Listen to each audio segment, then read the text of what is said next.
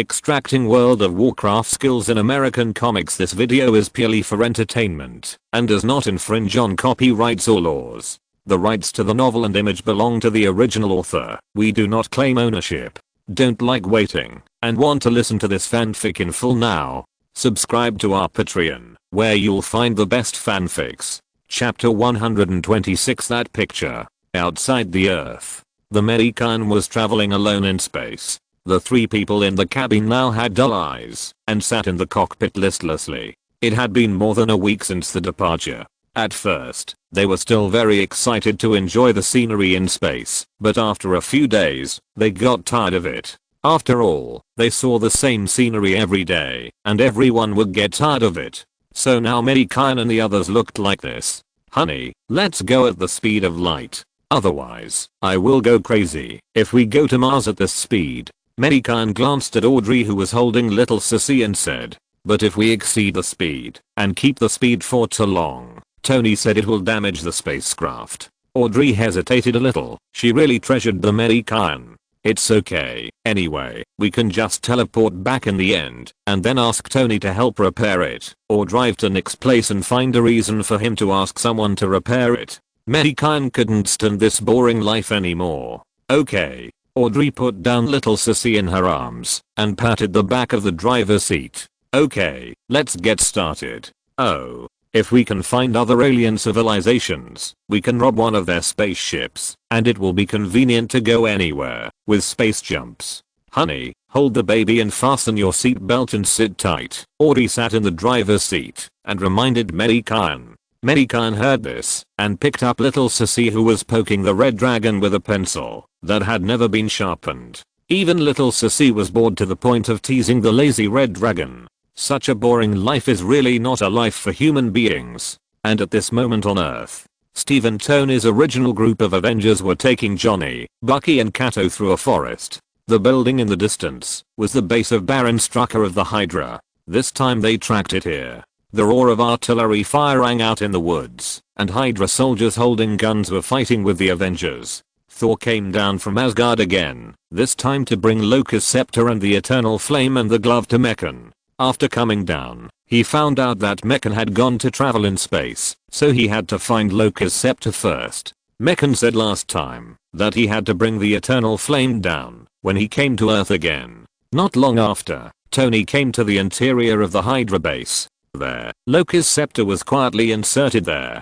Tony walked out of the Mark armor and slowly walked towards the scepter inlaid with the Mind Stone. However, at this moment, a long-haired woman appeared behind Tony, putting her hands on both sides of Tony.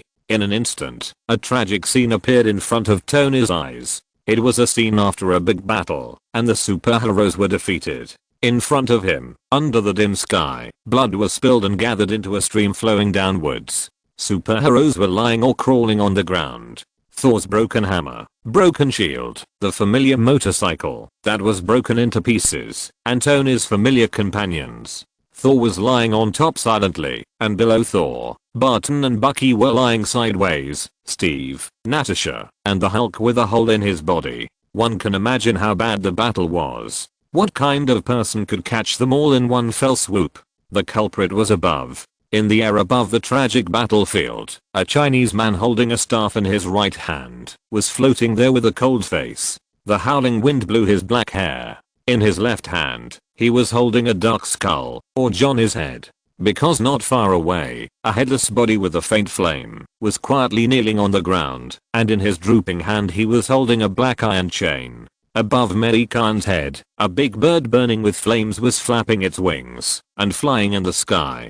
Tony's pupils shrank slightly as he looked at the scene in front of him. The panting sound that echoed around him was gradually becoming heavier, and drops of sweat dripped on his forehead. Tony trembled and walked to Steve, who was closest to him, and was about to pick up Steve. But at this moment, Steve suddenly opened his eyes and whispered to Tony, "We all trusted him too much, and you should have been able to save us, but you didn't. You retained your strength." As the voice fell, Steve's hand also fell down. Tony looked up at Mei Gan above, but at this moment, Mei Gan showed Tony an evil smile, and a cold murderous look flashed in his eyes. At this moment, the scene scattered. Tony suddenly leaned on the table behind him, panting, his eyes full of fear. No, Mei Gan would not do this, Tony muttered to himself and suppressed the fear in his heart. After taking off the staff, Tony quickly left the basement. The staff has been obtained, and you can leave now. And in the corner, the witch stopped Quicksilver, who wanted to go forward and quietly watched Tony leave, then showed a bright smile to Tony's back. The next day, Tony, who got the staff, was studying something with Banner. In the laboratory, Tony looked a little serious. Although he forced himself to forget the picture of yesterday, it kept passing through Tony's mind. Point, this fragile blue planet needs Ultron. Banner. Tony looked at Banner and said, we have Mei. Tony, he is more powerful than this so-called Ultron. Banner did not comment. After thinking about it, Banner still had to help Tony. After all, he was just a worker. Mars. This planet, called Yinghuo by the ancients, was lying quietly in the starry sky, and above Mars, a Quinjet transport with a broken fuselage appeared there. It was Mei Gan. Well, this name is really a leak. The Quinjet slowly landed on the ground of Mars. The hatch opened. Mei Gan held little Sissy in his arms and Audrey walked down the Mei Gan, while on Mei Gan's shoulder, Red Baby squatted on it, with lifeless eyes, and opened his mouth and yawned. A blue magic shield was wrapping them, so that Mei Gan and his friends could survive normally on Mars. The desolate Mars was very similar to some Gobi deserts on Earth, but it was more dead than the Gobi desert, without a trace of life. Dear, what are you thinking? Why do you want to come to Mars to see the scenery? There is nothing to see here. Mei Gan took Audrey to walk around. I just watched a movie and suddenly wanted to come and see it. Who knew there was nothing to see? Audrey said a little embarrassedly. Mei Gan was speechless. He thought Audrey had a plan, but who knew it was the result of a hot-headed mind. Okay, since we are here, just take a look around. Mei Gan could only lead them forward. Outside Mars, a huge dark cloud was floating towards Mars. From time to time, there is a flicker of light among the dark clouds, just like a lamplet in the dark night.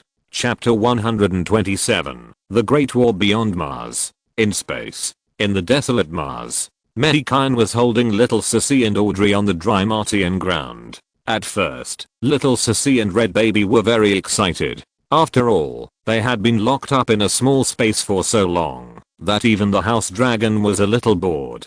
They finally stepped on the solid ground and began to have fun. However, after walking for a while, the man and the beast were a little tired. The little guy ran to Mei Gan and stretched out his hand to hug him. But Red Baby flew directly to Mei Gan's shoulder and yawned. It's not a good idea to go on like this. Red Baby, get bigger for me. You carry us to fly. Mei Gan saw that Audrey was a little tired, so he said to the red dragon on his shoulder, got it, master. The red dragon opened his mouth and flapped his wings to fly into the air. The body squirmed for a while, and soon, the volleyball-sized red dragon became the size of an airplane. You read it right, it's a volleyball. The red dragon is now as fat as a ball. Mei Gan saw that the red dragon had returned to its original form, so he took Audrey and little Sissy to float on the red dragon's bumpy back.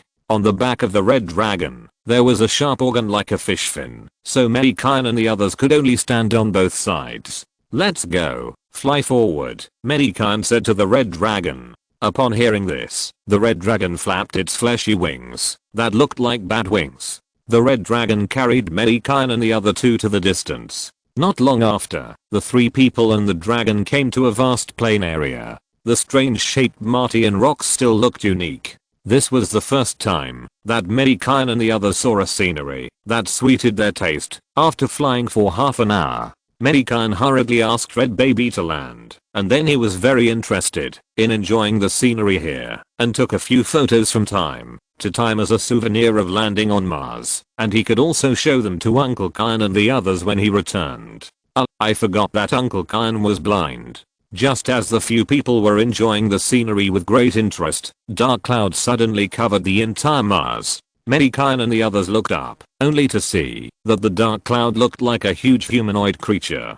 Countless red lights flickered in the dark cloud, just like the blood vessels and meridians of the human body distributed in the dark cloud. Mei Gan frowned, looking at the sudden change with some annoyance. On Earth, someone disturbed him, but now he can meet these guys when he comes to Mars to relax. It's really unique.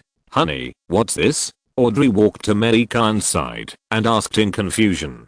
With Mei Gan around, Audrey didn't worry about anything, but she was a little depressed. When she came to Mars to travel, her man might have to fight, which was also a tiring life. Audrey felt sorry for Mei Gan. Planet Devourer, a guy who specializes in eating planets. How did he come to Mars? Mei Gan was also a little confused. Why did Uncle Ton come to Mars and devour Mars? He only knew that Uncle Ton had thought about devouring the Earth in the Fantastic Four, but there was no plot of devouring Mars. The existence of devouring planets. Dear, can you deal with it? If not, we can just teleport back. Audrey's face changed when she heard this, and she asked with some concern. Don't worry, it's just Uncle Ton. I can handle it. Mei Gan patted Audrey's white hand and said. Although she didn't know that her man had always called the powerful planet Devourer above Uncle Ton, seeing the calm look on Mei Gan's face, Audrey no longer worried about anything. Mei was always so reassuring. As long as he was there, no matter who the enemy was, Audrey could face it with a smile. Mei Gan didn't know that in fact, Uncle Ton came because he sensed the breath of the fireball on Audrey's body. The fireball has the energy that Uncle Ton needs. As long as it is swallowed, it can last for a long time without eating planets. With such a big temptation, Uncle Ton couldn't help coming. The fireball can give an ordinary person the ability to use fire. According to the understanding of fantasy novels, the fireball contains the law of fire. Originally, Uncle Ton was aware of the existence of the fireball on the Earth. Who knew that, just when he was not far from the Earth, he felt that the energy came to Mars, and Uncle Ton chased Mei Gan and others to Mars. As soon as Uncle Ton came, he swallowed Mars without saying a word. The dark clouds in the sky were approaching Mars. The head on the dark clouds was opening a hole and slowly approaching Mars. The hole covered Mars, turning it dark. It seemed that there was a huge pressure pressing down on Mei Gan and his companions. However, it was useless under Mei Gan's magic shield and was blocked by the magic. However, the hills and slopes outside the magic shield were not so lucky. They suddenly exploded and broke apart, as if explosives were buried in the hills. On the plain, where Mei Gan was standing, cracks appeared on the plain, destroying the plain that was originally quite beautiful.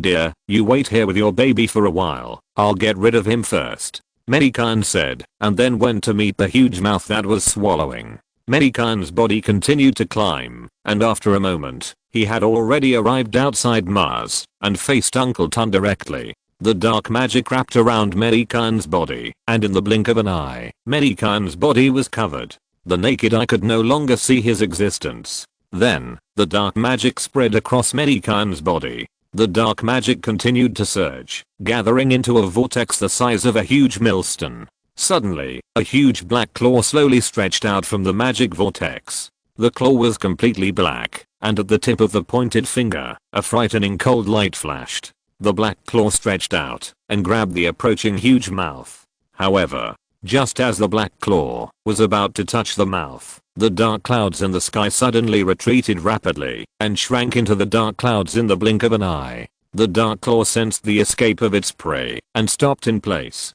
On the opposite side, the dark clouds surged and then continued to condense. After a moment, the dark clouds dissipated, and a giant in red armor appeared in the same place. Not far behind the giant, a huge spaceship was quietly parked there. It was Uncle Ton's spaceship. Although Uncle Ton could travel in the universe, he didn't want to waste energy in vain, so he usually used his spaceship to travel. Uncle Ton looked at the black claws that were parked opposite him with a surprised look.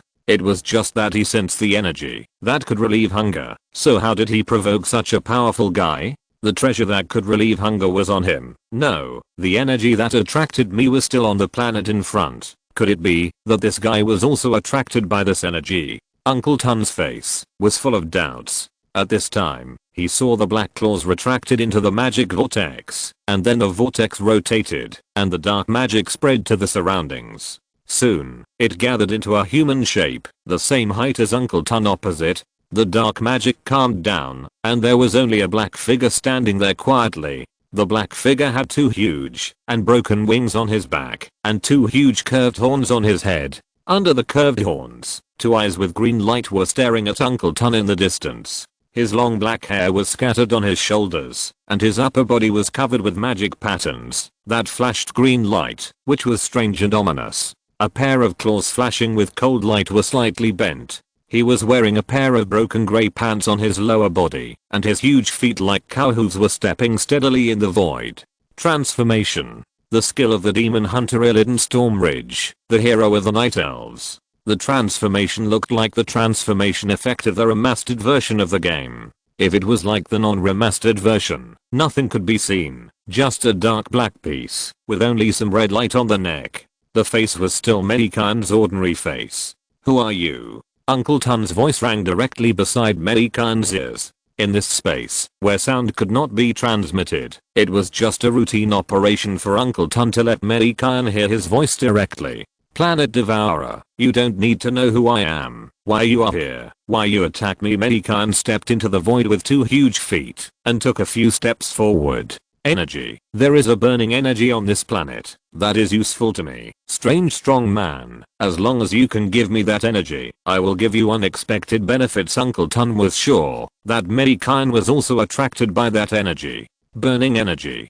Flame ball. Mei Gan was a little confused when he heard Uncle Tun's words, and then he realized that there was nothing else on Mars except the burning energy emitted by the flame ball. What if I say no? The flame ball must not be given to Uncle Tun. It seems that this battle is inevitable. Uncle Tun's face immediately darkened when he heard this. As one of the 5 most powerful people in this universe, no one has ever rejected him like this. Although the guy opposite him exudes powerful energy, will he, the Planet Devourer, be afraid? It seems that he still has to take action. If that's the case, then let me see what you can do. After saying this, Uncle Tun bent his right hand fingers, palm facing up, and a cyan energy bloomed in his palm. The red armor was wrapped in powerful blue energy. Uncle Tun stretched out his right hand suddenly, palm facing Mei Gan, and a cyan energy shot towards Mei Gan. Mei Gan's black claws agreed to stretch forward. Black magic rushed out and collided with the cyan energy.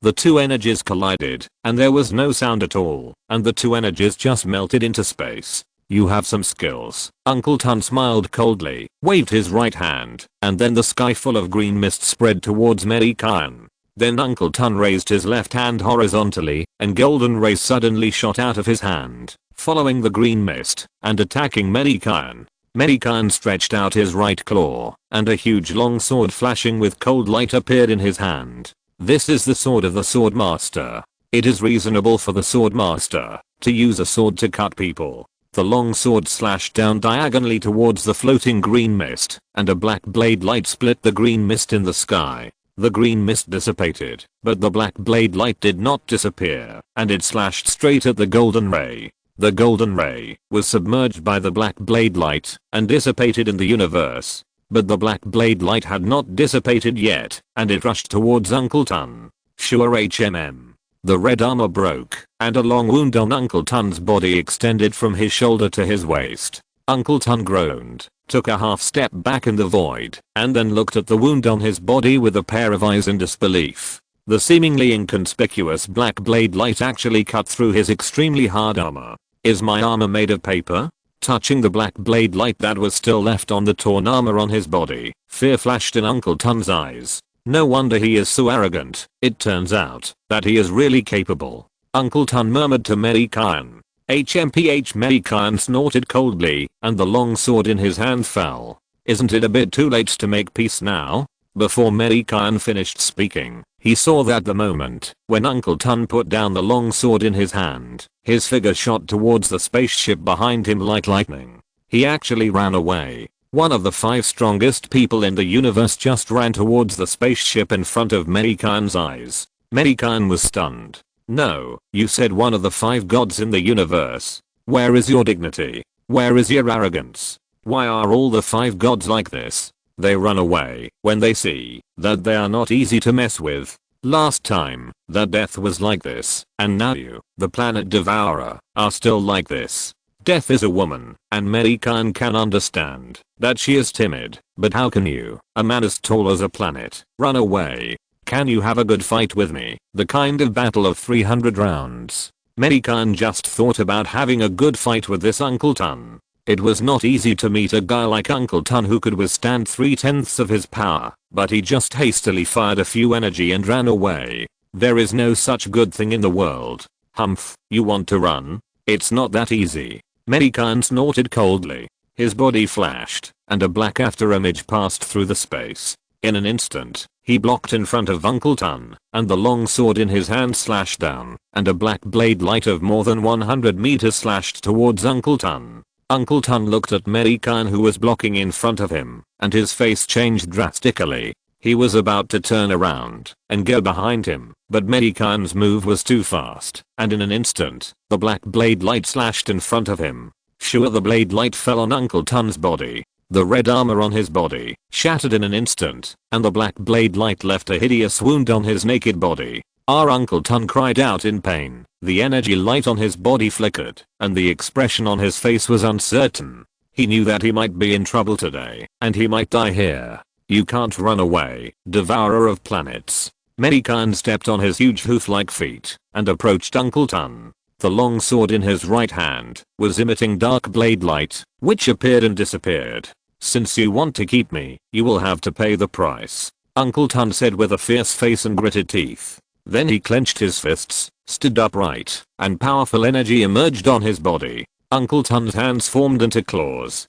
Golden energy gathered in his palms. Uncle Ton suddenly stretched out his hands, and thick golden rays shot towards Mei Gan like lightning. It's useless. The long sword in Mei Gan's hand drew a circle, blocking the two golden rays in front of himself. Mei Gan's body trembled slightly. The figure suddenly shattered and dissipated, and behind Uncle Ton, Mei Gan was facing Uncle Ton with his long sword hanging down. It turned out that what had just shattered was the afterimage. And at this moment, a thin line suddenly appeared on Uncle Ton's body and slid straight down from the top of his head. Uncle Ton was dead just like that. A 4,000-word chapter. There should be more later. Please vote. Chapter 128 Spaceship. Outside Mars. In space, Mei Gan walked towards the spaceship left by Uncle Ton. On the way, his figure was shrinking rapidly and returning to his original appearance. Behind Mei Gan, a flame rose under Uncle Ton's feet, and the red flame instantly submerged the huge figure of the devourer of planets.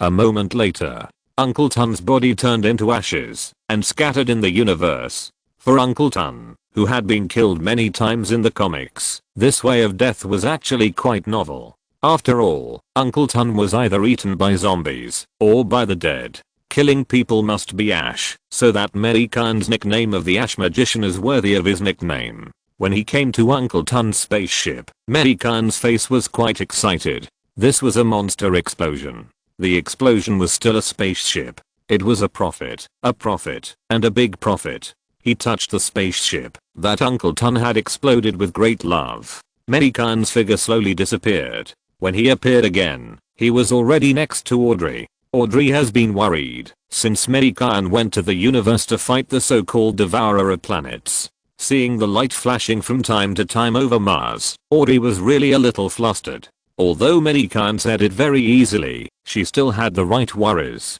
All women are like this. And this time the enemy is so powerful. A guy who eats planets should be so powerful that perhaps all the superheroes on Earth will be suppressed by him. Audrey didn't know that in other universes, the devourer of planets had died countless times at the hands of the superheroes, Thanos and the supreme god on Earth. When she saw Mei Gan appear, Audrey suddenly threw herself into his arms and hugged Mei Gan tightly. Don't worry, I'm fine. By the way, dear, can you drive a spaceship? I just seized a spaceship. Mei Gan patted Audrey and asked after straightening her body. It's really a spaceship. Audrey's eyes lit up immediately when she heard it. A spaceship. I haven't seen it in S.H.I.E.L.D, but now I have one at home. My husband is really great. Come on, I'll take you to have a look. Mei Gan picked up little Sissy who was pulling his trouser leg and said to Audrey, let's go, let's go. Audrey couldn't wait to see her own spaceship. It would be much more convenient to travel in the universe in the future. Mei Gan hugged little Sissy with one hand and Audrey's slender waist with the other hand. His figure disappeared, and when he appeared again, he was on the top of the spaceship. He covered the spaceship with a huge magic shield, and then Mei Gan flew around the spaceship alone. However, he couldn't find the door to enter the spaceship after searching for a long time. What should I do now? Mei Gan looked at the spaceship without an entrance and exit and scratched his head a little at a loss. Mei Gan had no idea what to do with this scientific product. Let me do it, dear. Audrey looked at Mei Gan with a smile and said. Then she came to Mei Gan and said to the little sissy in his arms, baby, give your guaguo to mommy. Although little sissy was a little confused, she still took off the watch obediently and handed it to Audrey. Mommy, here you go. You have to be gentle with guaguo, said little sissy reluctantly. Mommy will, Audrey responded with a smile. Then Audrey pressed the watch lightly and a socket extended from the side of the watch. Audrey said to the watch, guaguo, take control of the spaceship, then open the door and let us in. Got it, Miss Audrey, a girl's voice sounded on the watch. Audrey pulled Mei Gan to a corner of the spaceship and then asked Mei Gan to pry open a baffle and then squatted there alone, not knowing what to do. Anyway, Mei Gan didn't understand. He had to go over to play with little sissy. After a while, boom. A roar sounded and I saw an iron door slowly rising on the side of the spaceship. Inside the iron door, white light illuminated the entire door. Mei Gan looked at the opened iron gate and a look of joy appeared on his face. His wife is still okay. Audrey, you are awesome. Mei Gan praised sincerely. It's guaguo who is awesome. I just connected guaguo to this spaceship, Audrey replied with a smile. You are awesome to think of using guaguo, Mei Gan said to Audrey while holding little sissy. There is only our family here, so you don't have to praise me like that, Audrey said with a roll of her eyes.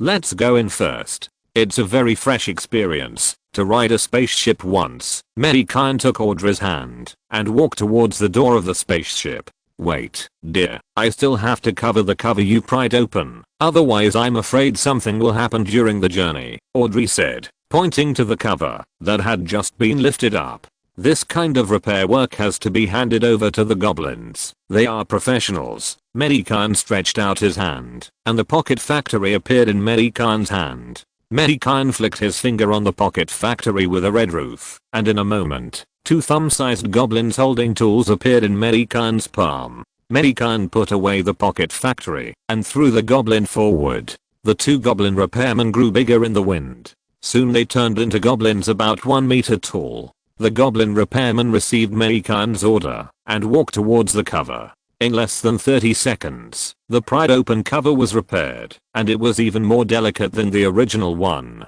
When the goblins completed their task, the 2 goblins more than 1 meter tall slowly dissipated on the spot, as if they had never appeared. Mei Gan had already entered the spaceship with the little guy and Audrey. The 3 people and the dragon walked towards the cockpit, and when they stepped into the cockpit, in the center of the cockpit, a virtual figure was quietly waiting there. The figure looked similar to little sissy. When she saw Mei Gan coming in, she said, "Welcome to the sissy spaceship, Mr. Mei Gan, Ms. Audrey and our lovely captain little sissy. Wow. Are you guo? How come you look so much like me? Just like twins." When she saw the virtual figure, little sissy jumped off Mei Gan's body and looked around guo with some surprise. "Yes, Captain Little Sissy," guo replied to Little Sissy. "Clap, clap. I'm actually the captain now. Do I have to follow my orders wherever I go?" Little Sissy clapped her hands and asked, listening to the captain guo was talking about.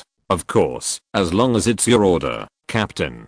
Guo in the center of the cockpit slowly dissipated, and on the wall of the cockpit, in the center of a huge screen, guo appeared again. "Assistant guo, I order you as the captain. Our goal is to go home." Little Sissy took out a hat from somewhere, and then the little guy pretended to be serious and said to guo, "As you command, Captain." Guo replied. A moment later, the huge spaceship slowly started up and headed towards the Earth. If you're listening to this novel on a channel other than Fanfic World, it means they downloaded and uploaded it without effort. We cordially invite you to visit our channel, Mundo Fanfic Novelos. There you'll find the original version of this story and you can explore many other novels of various genres. We're waiting for you to immerse yourself in a world of incredible novels. Chapter 129 Vision. In the dim universe, a huge spaceship was rushing towards the Earth at a high speed.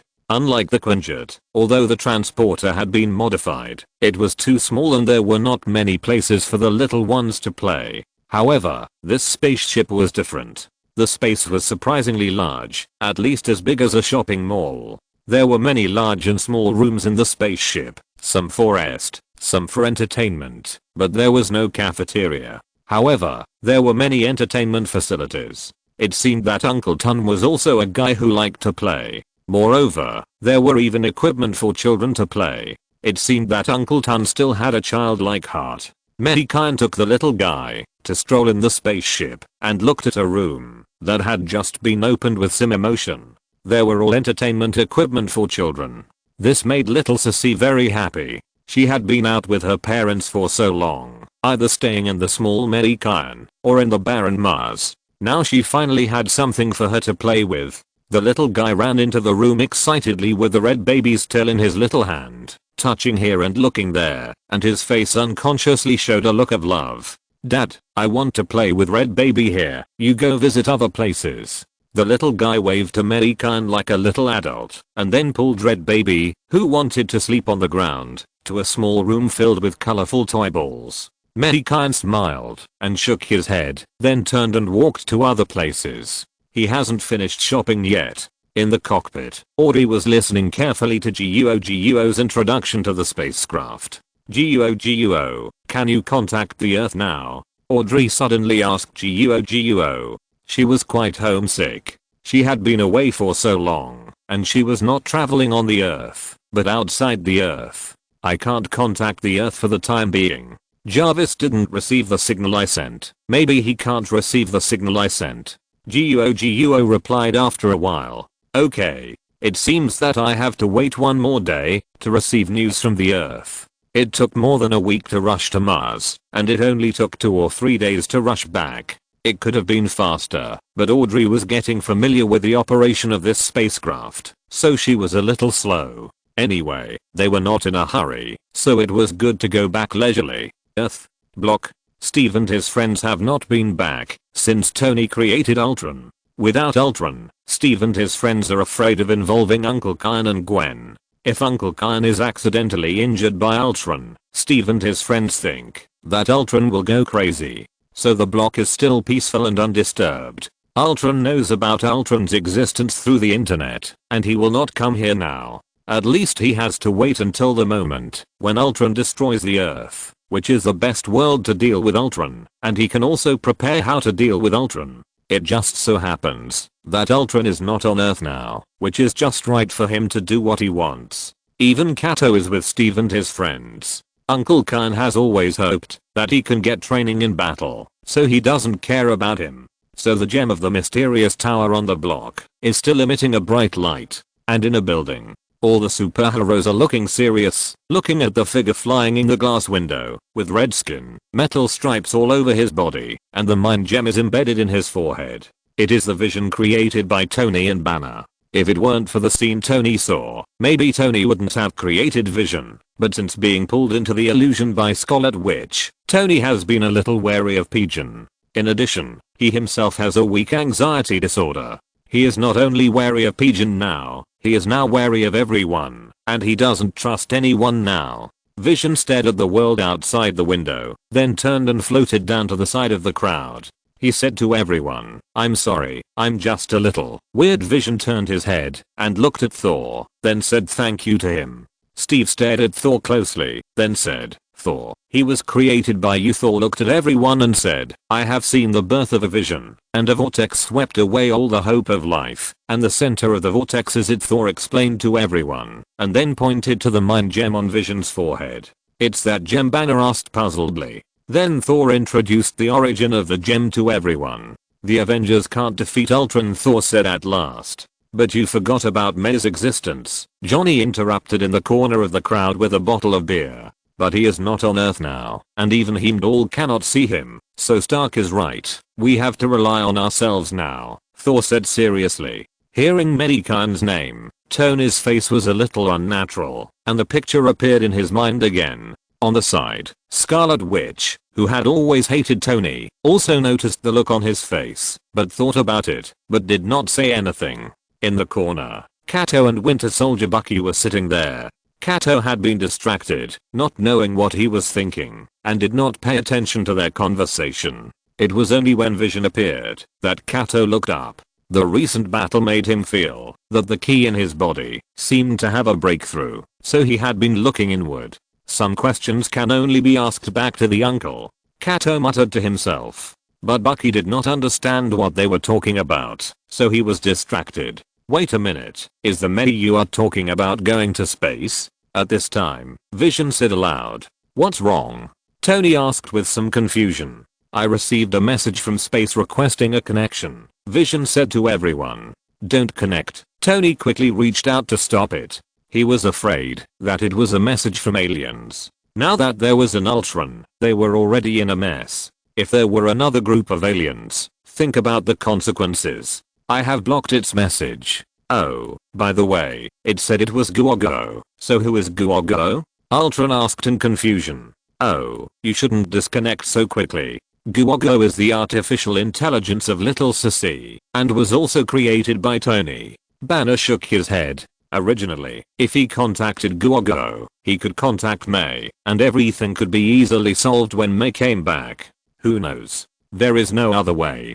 Go and prepare. In Sokovia, Thor said. Natasha is there too. Barton walked out and looked at Vision. Just when everyone was about to prepare, Banner walked in front of Vision, stared at Vision with a serious look and said, if we recognize the wrong person, if you are the demon created by Ultron, what do you want? Vision also stared at Banner and answered.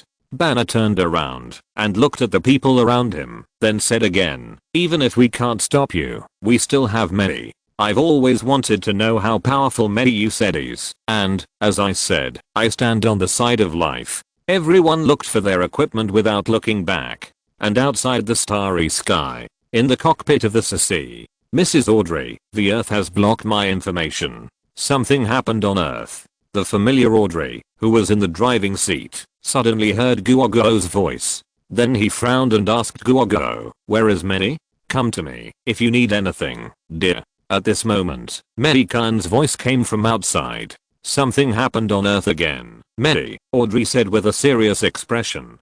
Chapter 130 I'll give Nick a 10% discount. In space, a spaceship was flying towards the Earth at full speed. Inside the spaceship, Mei Gan looked at Audrey with a relaxed expression and said, dear, it's okay, Chicken Little is still on Earth. I'll ask that guy what happened. Mei Gan knew that the plot of Avengers 2 had begun when he heard that something happened on Earth. After all, when he left Earth, Steve was looking for trouble with Hydra. And the Hydra of S.H.I.E.L.D. had been annihilated, so there would be no plot of Captain America 2. Mei Gan was a little confused. That's not right. With me here, how could Tony create Ultron? Audrey had seen the power of Chicken Little, and her face relaxed. Mei Gan saw Audrey's relaxed expression, so he sat on the chair, closed his eyes, and began to contact Chicken Little. Earth. Early morning. Chicken Little was still sleeping soundly in her nest. Suddenly, Chicken Little jumped up and then opened his eyes. Boss, when are you coming back? Listening to Mei Gan's voice in his mind, Chicken Little asked excitedly. If it's fast, we can go back in a few days. You should go find Tony now to see if anything happened on Earth. Mei Gan asked Chicken. Boss, they have been gone for a long time and haven't come back for several days, including Kato. Evely has been complaining for a long time. Chicken said. It seems that Ultron is really here. Okay, let's do it. I'll go find him myself. Oh, it's just a waste of time. Mei Gan was a little speechless. Why is he always working so hard? However, if Ultron accidentally destroys the Earth, there will be no place to live. This is not okay. Now because of his existence, the plot has changed, so it is really possible that something will happen. Mei Gan forgot the existence of Master Ancient One. How could Ancient One watch the Earth being destroyed? After thinking about it, Mei Gan's huge mental power rushed to the Earth. Soon, everything on the Earth was discovered by him. Sokovia, a continent is slowly rising into the air. Artillery fire is ringing on the continent. The church in the center of the continent. Steve and his friends are fighting with some robots. The core of Occult's creation, where everyone was guarding.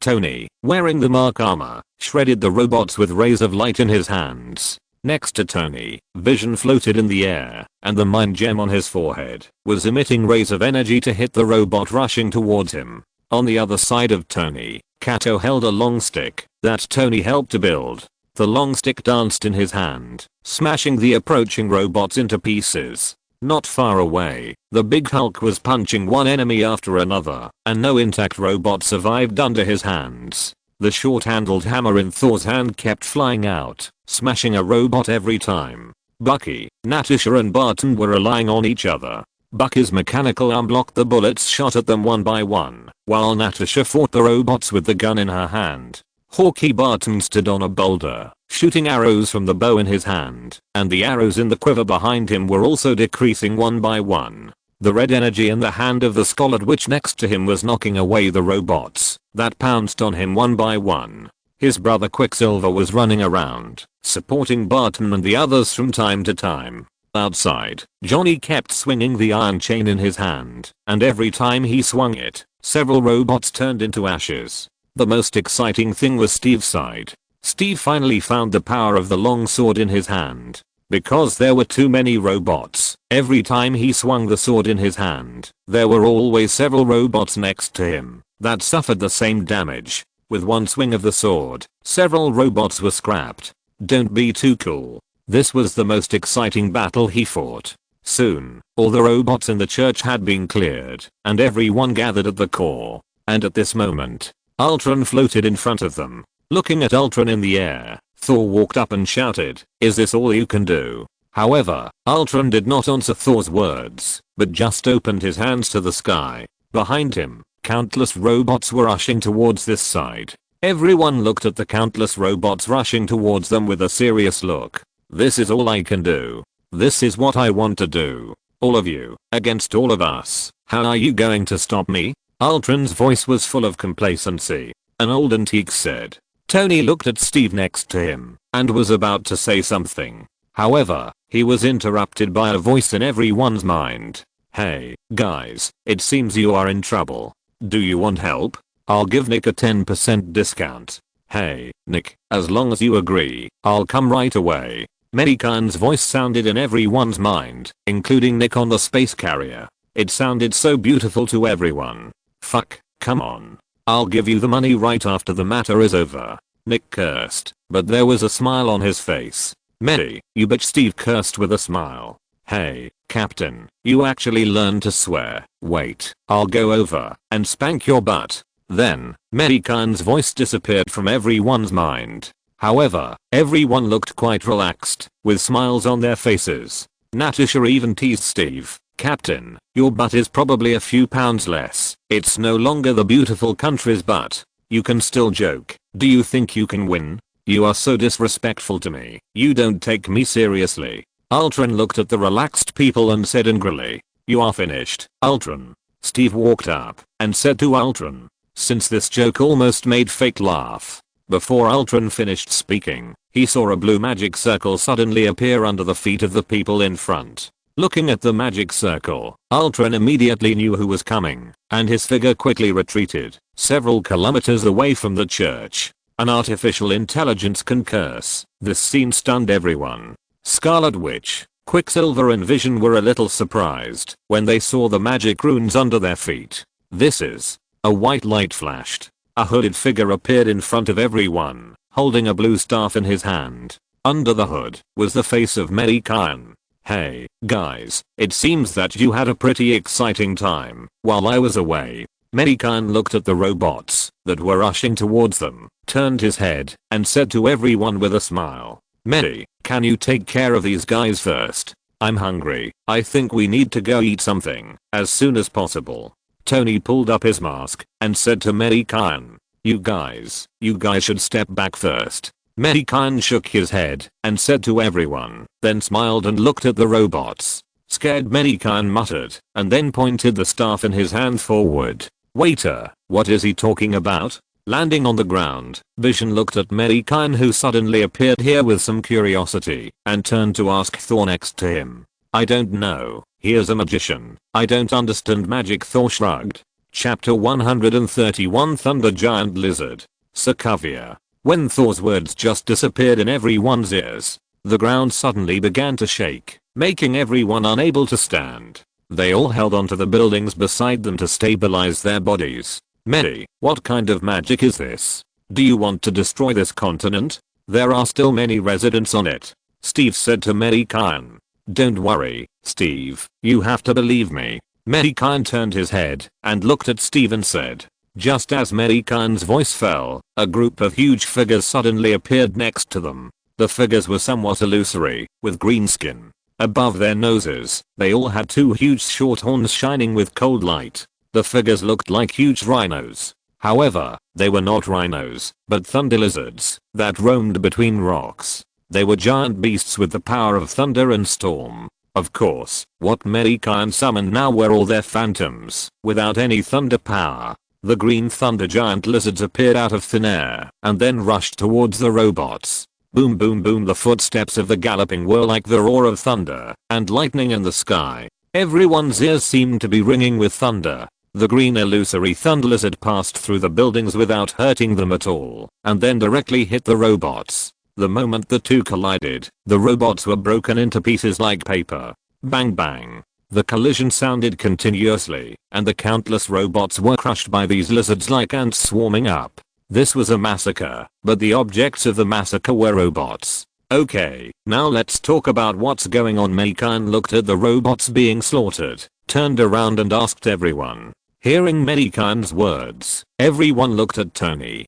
Tony saw that everyone was looking at him, so he had to go up and speak. However, as soon as he said the words, he was interrupted by Mei Gan. I knew it was you who did it, Tony. Tony spread his hands and said, my original intention was to let it protect the earth. Who knows? Mei Gan felt something was wrong. Tony looked at him with a wary look in his eyes, which was different from the way he looked at Mei Gan in the past. Mei Gan walked forward, frowned and looked at Tony carefully, and then his huge mental power invaded his mind. Tony was frightened by Mei Gan's gaze. He was most afraid that the picture in his mind would be seen by Mei Gan. Mei, don't stare at me like that. I like pots. Tony took a half step back and said with a forced smile. After a while, Mei Gan's brows relaxed. Mei Gan suddenly pointed the staff in his hand at the Scarlet Witch, and a blue light instantly rushed out of the staff and hit the Scarlet Witch. Bang, the Scarlet Witch was hit directly against the wall by the blue energy.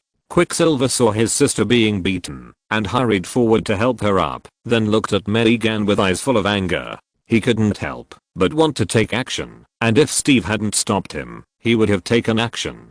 Quicksilver wanted to know whether he was faster or the magic of this magician was faster.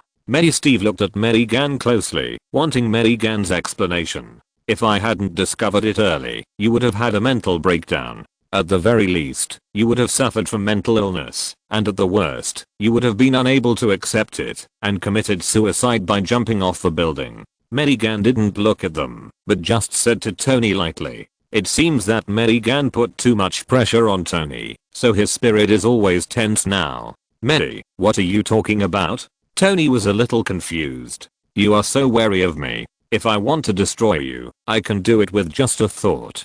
No matter how wary you are, it's useless. It's just a picture of an illusion. Don't you believe me? Mei Gan looked straight at Tony. You saw it all. Tony's voice was a little trembling. TSK, TSK, TSK, I treat you as a friend, so let me show you my power. Mei Gan did not answer directly, but suddenly showed a weird smile. Mei Gan suddenly waved the staff in his hand towards everyone. An invisible force swept over them. Everyone who was watching them suddenly fell to the ground, and then a steady snoring sound came out of their mouths. From this look, they fell asleep. And the sound of the thunder giant lizards running outside could not wake everyone up. Look, if I want to deal with you, how can I do it directly? Two magics can do it. Mei Gan spread his hands to Tony and said, Mei, they will be fine. Tony listened to their breathing and knew that Mei Gan had no intention of hurting them. Let them sleep. I will deal with Ultron and this floating continent in the air first. You watch them. I will be back soon. Mei Gan glanced at Tony, then turned and flew outside. Tony fell to the ground, then looked at the people who were sleeping soundly, and couldn't help but breathe a sigh of relief. It seems that I worry too much. When this is over, I will propose to Potts and go on a honeymoon to relax. Tony thought to himself as he looked at the approaching clouds. At the edge of this continent, the agents of S.H.I.E.L.D were sending some residents to the spacecraft in an orderly manner. Mei Gan was now standing at the edge, searching for Ultron with his huge mental power. After a while, Mei Gan found Ultron under this land. He still wanted to smash this continent to the earth, in order to destroy the earth. How could Mei Gan let him succeed? Ultron, you can't succeed. Mei Gan's figure flashed and appeared in front of Ultron, looking at Ultron who was about to make another move and said, "There are so many selfish people on the earth, who are wary of you, and greedily want to take away your power. Why do you still want to save this planet?" Ultron wanted to delay time, and he was about to succeed. "Don't try to delay me," Ultron Mei Gan said, and pointed the staff in his hand at him, and the golden light flashed quickly. When he looked again, Ultron had turned into a huge gold nugget. I got another one. It was worth it for me to rush back to join the battle. Mei Gan quickly put away the gold nugget, and looked around again. Seeing that no one saw it, he was relieved. Then it was the turn of this piece of land. Mei Gan's figure flashed, and when he appeared again, he was already next to Ludan. Seeing Mei Gan's sudden appearance, Nick Fury was directly startled, and then quickly took out a pistol, and pointed it at Mei Gan. "What? Put the gun down." Mei Gan rolled his eyes speechlessly at Ludan. "Fuck, Mei, can you say hello before you come? If I have a heart attack, I will definitely be scared to death by you." Nick saw that it was Mei Gan, put away the pistol in his hand, and said seriously, "It's better to be scared to death," Mei Gan said directly. Nick's forehead was full of black lines when he heard it, but it was a pity that others couldn't see it. "If I die, you won't get the money. Mei, tell me, what do you want from me? You don't have to buy a robot leader. I have already dealt with Ultron. I just want you to move aside. I want to put this continent down. Okay, please vote." Chapter 132 After the War. Sokovia. The spacecraft carrier floating on the edge of the continent slowly retreated to the distance after rescuing the people. After they left for dozens of kilometers, Mei Gan's figure fell to the ground. Looking up at the rising land, Mei Gan nodded his head and silently said in his heart, "God has descended to earth." A golden beam of light suddenly fell from the sky and fell towards Mei Gan.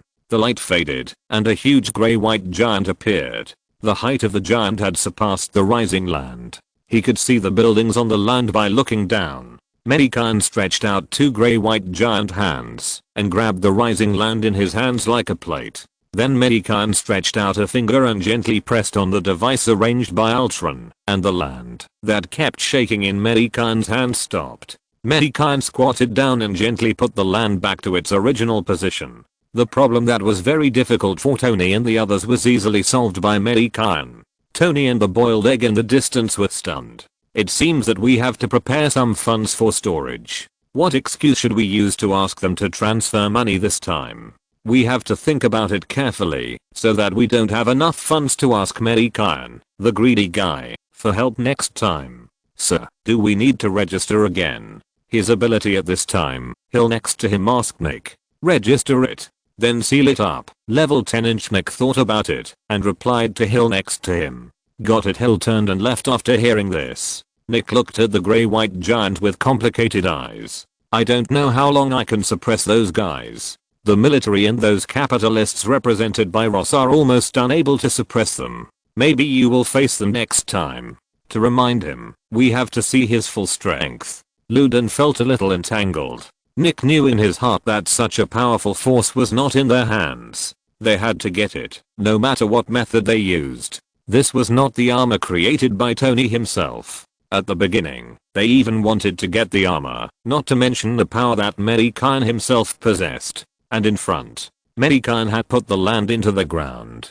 His body was shrinking rapidly, and in the blink of an eye, it had returned to its normal size. Mei Gan's body suddenly disappeared from the spot, and when it reappeared, it was already next to Tony. Tony, Audrey and little Sissy are still in the universe. I have to go there again. I'll wake them up first, and I'll talk to you when I get back if there's anything. Mei Gan said to Tony, and without waiting for him to reply, he waved his hand at them, and then the blue light flashed, and his body disappeared from the spot. Why are you running so fast? Tony looked at Mei Gan's figure who was no longer beside him and said dissatisfiedly, wow. What happened to us? Steve yawned, then sat up and said.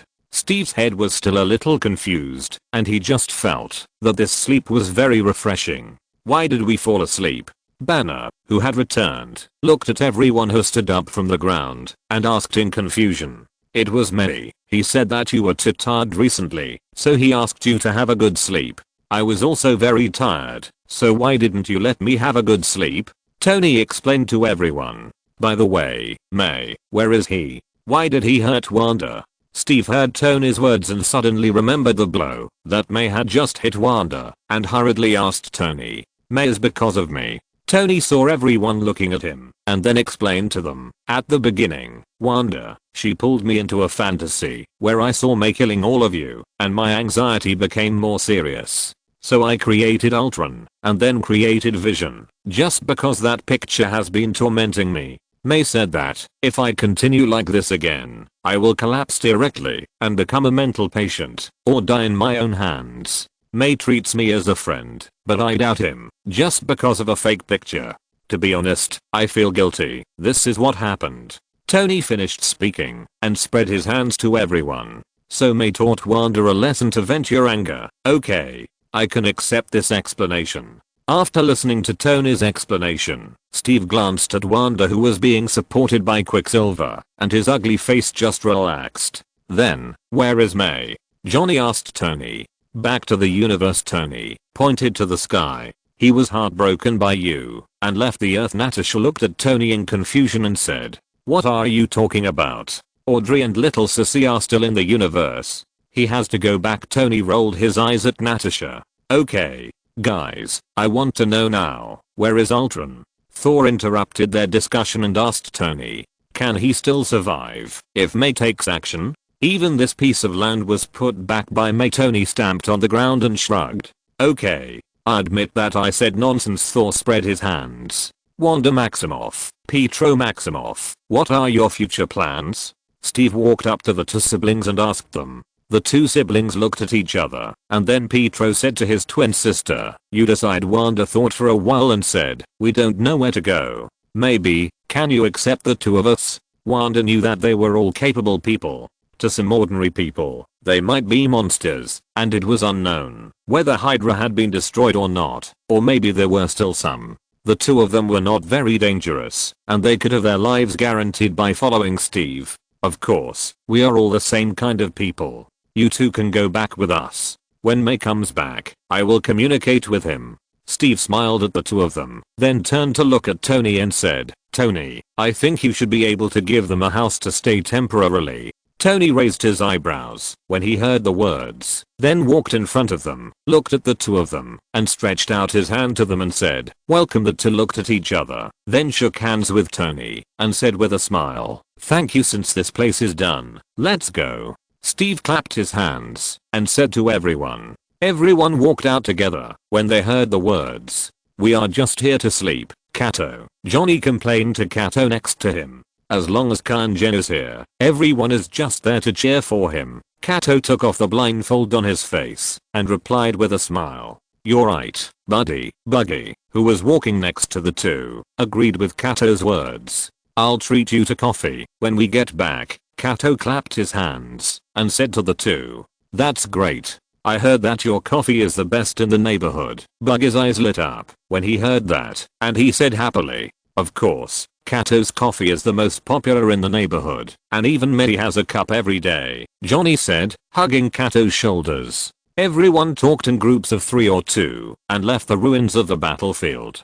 In the universe, Mei Gan's figure appeared beside Audrey. Mei, how is it? Audrey saw Mei Gan's figure and asked quickly.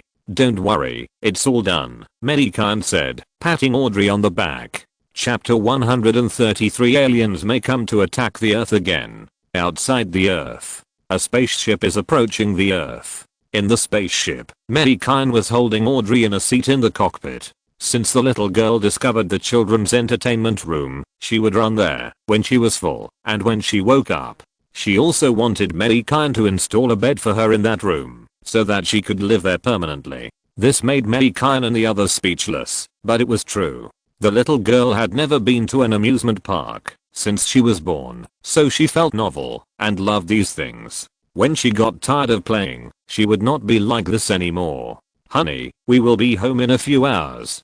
Do you want to let the spaceship go directly? Audrey sat on Mei Gan's thighs and asked with her arms around Mei Gan's neck. It doesn't matter. No one dares to snatch it anyway. Mei Gan kissed Audrey's face and said indifferently, let's not be so high profile. I will turn on the invisible system. Audrey glared at Mei Gan charmingly and then said, okay, just make the decision. Mei Gan showed a wicked smile and said indifferently, his hands were no longer touching where. A few hours later, in the sky above the Big Apple, an invisible spaceship was slowly landing, and its target was the street where Mei Gan lived. And in the neighborhood.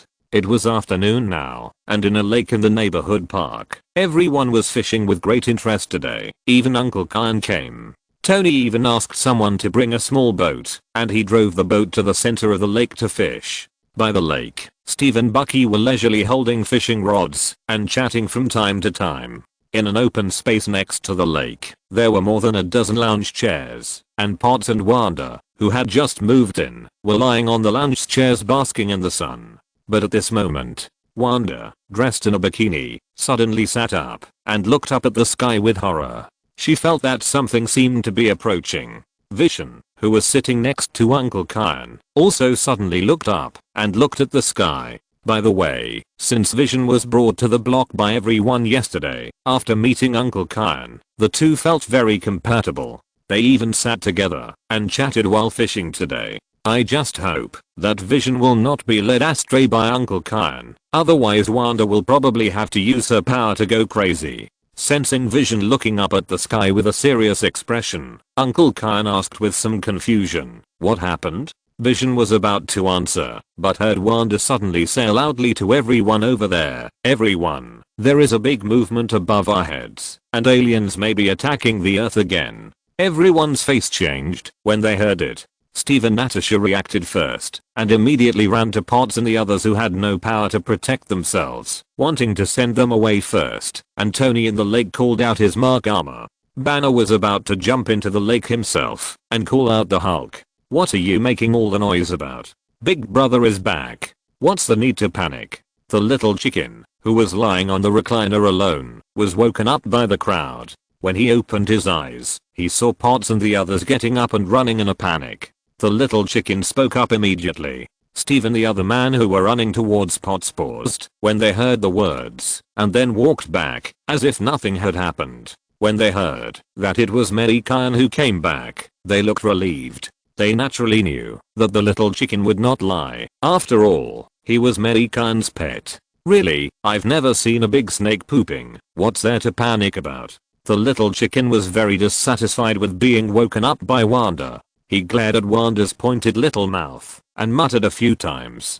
Don't say, I really haven't seen it. Wanda felt a little wronged and thought innocently. Who knew that the one above his head was the Ash Mage? Everyone is so leisurely. I'm jealous. At this time, Mei Gan's voice came to their ears. Mei, why don't you show up when you come back? Tony took off his armor with dissatisfaction. As soon as Tony finished speaking, Mei Gan appeared beside Uncle Gan, holding little Sissy and holding Audrey. I stole a spaceship from a powerful person in this world. Do you want to see it? Mei Gan said with a smug look on his face. The powerful person, the spaceship, what kind of powerful person is it? Thor asked with some doubts. Hearing that it was the most powerful person in the universe, Thor was very unhappy. What kind of powerful person was considered the most powerful person in Mei Gan's mouth? Thor has not returned to Asgard yet. He plans to rest on Earth for a few weeks before returning to Asgard. Moreover, the Eternal Flame and a glove have not been given to Mei Gan yet. Anyway, there is nothing to do in Asgard now. The Devourer of Planets, a powerful person who feeds on planets, one of the 5 great creators of the universe. In addition to him, the death that occurred when Coulson was resurrected last time is also one of them, Mei Gan explained. The creator who feeds on planets. Why haven't I heard my father mention it? Thor asked doubtfully. Your father won't tell you everything.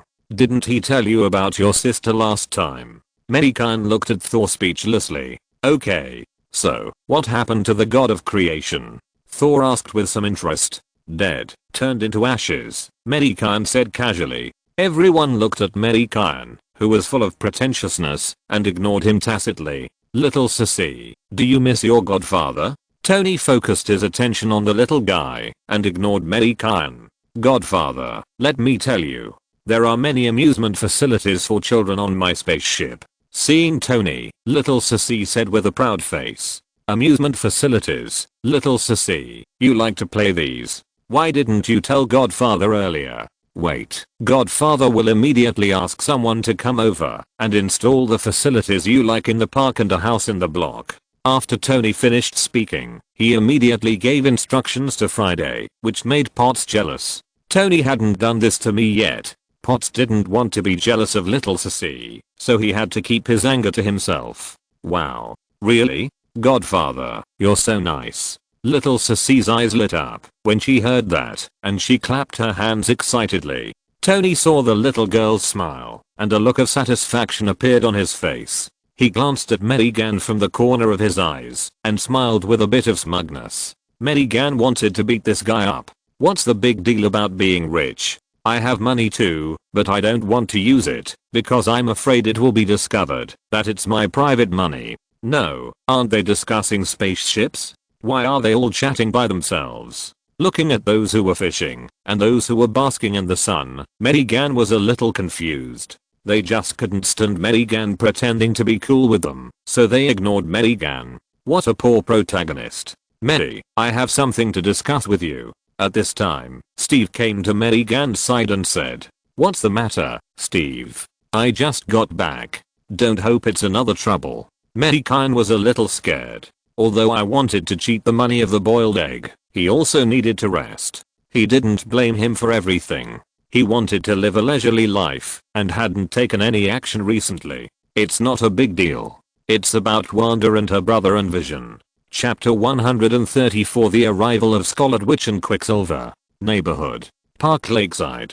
About them, what's going on? Mei Gan glanced at Wanda and the other two. I discussed with Tony and plan to let them live in our neighborhood. After all, they are also people with special abilities. It's not good for them to live in other places, so I came to ask for your opinion. Steve looked at Mei Gan and said, it doesn't matter. Anyway, the house is not mine. It belongs to Tony.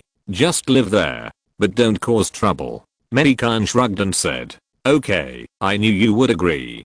Steve smiled and patted Mei Gan's shoulder, then walked towards Pietro and the others, wanting to tell them the good news. Honey, let's go back first. We haven't gone home yet. Mei Gan shouted to Audrey who was chatting with Potts and the others. Coming, Audrey responded to Mei Gan. Dad, I want to play here with Grandpa Gan. You guys go back first. The little girl is now staying by Uncle Gan's side, asking Uncle Gan to teach her how to fish. Mei Gan smiled and agreed. Then he put the spaceship that was in the air into the space and took Audrey to the flower shop. Before leaving, he asked Uncle Gan to inform Aunt May that they would go to their place for a meal in the evening. Not long after, Mei Gan and the others disappeared from everyone's sight. Wanda, I have good news for you. Steve just told me that Mei has allowed us to live here, Pietro said excitedly. Since entering this neighborhood yesterday, they are like Leo entering the Grandview Garden to see everything new. Pietro especially likes the two mighty black wolves. Since seeing them yesterday, Pietro and Norman quickly established a relationship. There is no way who told them to have common topics. Norman also likes Pietro who talks to him. The two of them are the people who like the two black wolves the most in the neighborhood. That's good, Pietro. We can settle down in the future. Wanda was also a little happy to hear this and live a good life here in the future. But we don't have money to buy a house. Wanda, we can't always live in Tony's house for free. Pietro thought that his two brothers and sisters had no money and couldn't even afford to rent a house. I've already planned it. When we accept the mission of S.H.I.E.L.D. in the future, we will be considered as joining S.H.I.E.L.D. The director will buy a house for us first, and we can deduct the money from our salary when the time comes. Wanda had already considered this problem. She has always been the one who makes more decisions for the two siblings, so Wanda had planned it early. That's good. Although we have become part-time workers, it's better than having no money. Pietro breathed a sigh of relief. In fact, if you still want to pay off the mortgage early, you can go to Tony and ask him to study your abilities. Just like Johnny, he is like this, and so am I, but I'm studying him. Banner, who just passed by, heard the conversation between the two and suggested, "Will you be frequently drawn blood or dissected like this?" Pietro was somewhat tempted. The idea was thought of by his sister. His IQ was not as good as Wanda's, so it was still possible to work with more than 2 people. Don't worry, it's just occasional blood draws. We are not the American military. Tony will often let you supplement your nutrition. Look how much weight Johnny has gained. Banner gave Pietro a reassuring look and then pointed at Johnny, who now had a little belly. I agree. I'll ask Tony later. Hearing that it was just occasional blood draws, Pietro was relieved. Pietro Wanda looked at her brother with some worry. Listen to me, it's okay. Pietro smiled and replied, okay. Wanda knew that Pietro had made his own decision, so she had to follow him. Welcome new colleague, I think Johnny will be very happy. Banner patted Pietro's shoulder and then walked towards Johnny happily. He wanted to tell Johnny the good news. In the past, Johnny was lying alone in a laboratory full of equipment. Now he has a partner, and he doesn't have to be scanned by those equipment all the time. In the evening, after dinner, everyone gathered at the veteran tavern. It has been a long time since so many people gathered. Steve didn't come back to participate last Halloween. Mei, I brought the 2 things you wanted. They are now at Jane's place. I will bring them to you tomorrow, Thor said to Mei Gan with a glass of wine. You actually put such important things at your girlfriend's house. You should be more careful. What will you do if you get robbed? Mei Gan said speechlessly. You think this is the Celestial Empire? This is the free and beautiful country. There will be guys with guns coming to rob at any time, and there are so many petty thieves. Although the residents of the beautiful country can keep guns at home and shoot and kill the burglars, this does not prevent the thieves from waiting for the owner to leave before stealing. Before Mei Gan crossed over, he had seen news data from the beautiful country. According to statistics from the Ministry of Justice and the FBI of the beautiful country, more than 2.5 million people in the beautiful country become victims of burglary every year. In the United States, more than 3,300 thefts occur every day. In the year with statistics alone, the property loss is about $3.4 billion, and the average loss per victim is $2,799. Think about how rampant this is, and many houses in the United States can be pushed open and entered directly. There are still many people in the United States who are poor and crazy, but not afraid of death. Anyway, the things have not been given to him yet, even if they are missing. It is Thor's own business. No, Mei, I put it in Jane's safe, Thor said with relief. I hope so. Mei Gan shrugged and said. At this time, Tony walked to Mei Gan with a glass of wine and asked Mei Gan, Mei, I went to see a psychologist this afternoon. He said that it may take a long time for the treatment to make the picture in my mind disappear. It still appears frequently and continues to torture me. Do you have any way? Tony felt that he couldn't stand it anymore. Every time a picture would pop up for no reason, no matter what he was doing. If it popped up during activities with Potts, it had to be mentioned. Recently, Tony didn't dare to sleep with Potts. It's still more cautious when it comes to his lifelong sexual happiness. Of course, I forgot to help you remove it last time, and I was in a hurry to go back to accompany little Sissy. In fact, he was accompanying Audrey. Little Sissy was still playing in the playroom at that time, so she had no time to pay attention to him. That's good. Tony breathed a sigh of relief when he heard this, and then he thought of the last time that Mei Gan forgot to help him remove the picture in his mind, and immediately looked at Mei Gan with a somewhat resentful look. Poof. Mei Gan glanced at Tony's eyes and spit out the wine he had just drunk, spraying Tony all over. Ahem. Tony, can you stop disgusting me? Mei Gan wiped the corner of his mouth and looked at Tony speechlessly. Potts, you have to take your Tony away. I still want to have a few drinks tonight, then Mei Gan said to Potts, who was looking at this side.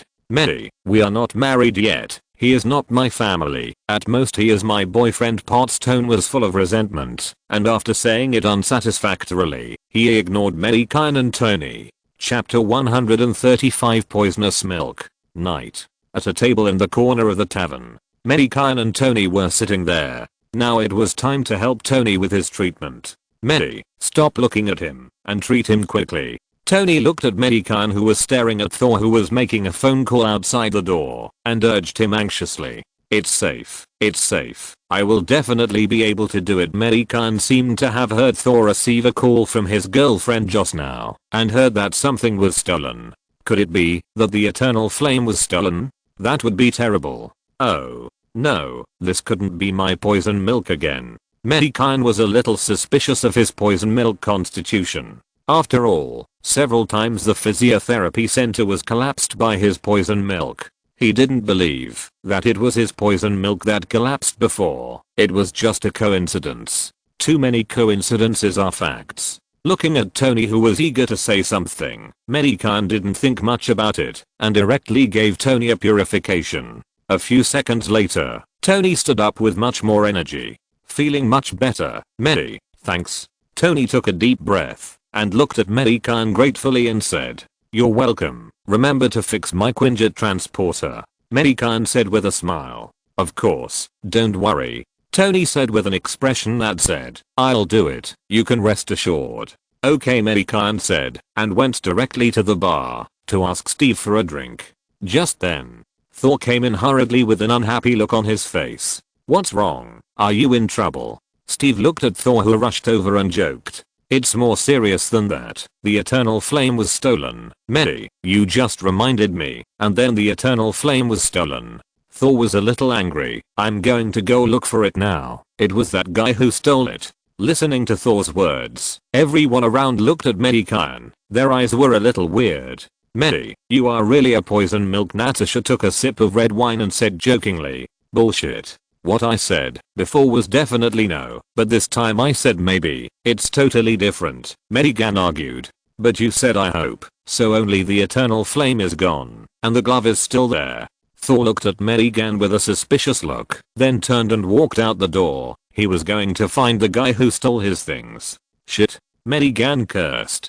At the same time, Hell's Kitchen. Ever since Kingpin kicked Mei Gan's iron plate, Hell's Kitchen began to be in chaos, and it was getting worse and worse. Recently, there was another madman who was killing people everywhere, leaving no one alive, and many gangs were gone. At night, there was a madman in a red tights fighting criminals from time to time. It made those low-level gangsters more and more sad, and some had to leave Hell's Kitchen and target the rich people in other places. Wright was one of them. In a shabby room full of dirt, a black man was looking at a crystal box in front of him with excitement. It can be clearly seen that inside the crystal, a red flame is dancing happily. Wright feels that today is his lucky day. The beautiful target he found the day before yesterday was picked up by a tall beauty today, so today he found this crystal that looks very good from the target's house. He also found 50,000 cash in the safe, which can make him happy for a while. But the target was also childish. He even put a toy glove inside. It was beautiful, but not valuable, so he didn't take it. This beautiful crystal is very beautiful and should have a high price. Bang bang. At this time, an urgent knock on the door came, which scared Wright. Wright used a dirty cloth to hold the crystal and walked inside and outside cursing. Ward fake. Who is the guy who is in a hurry to reincarnate?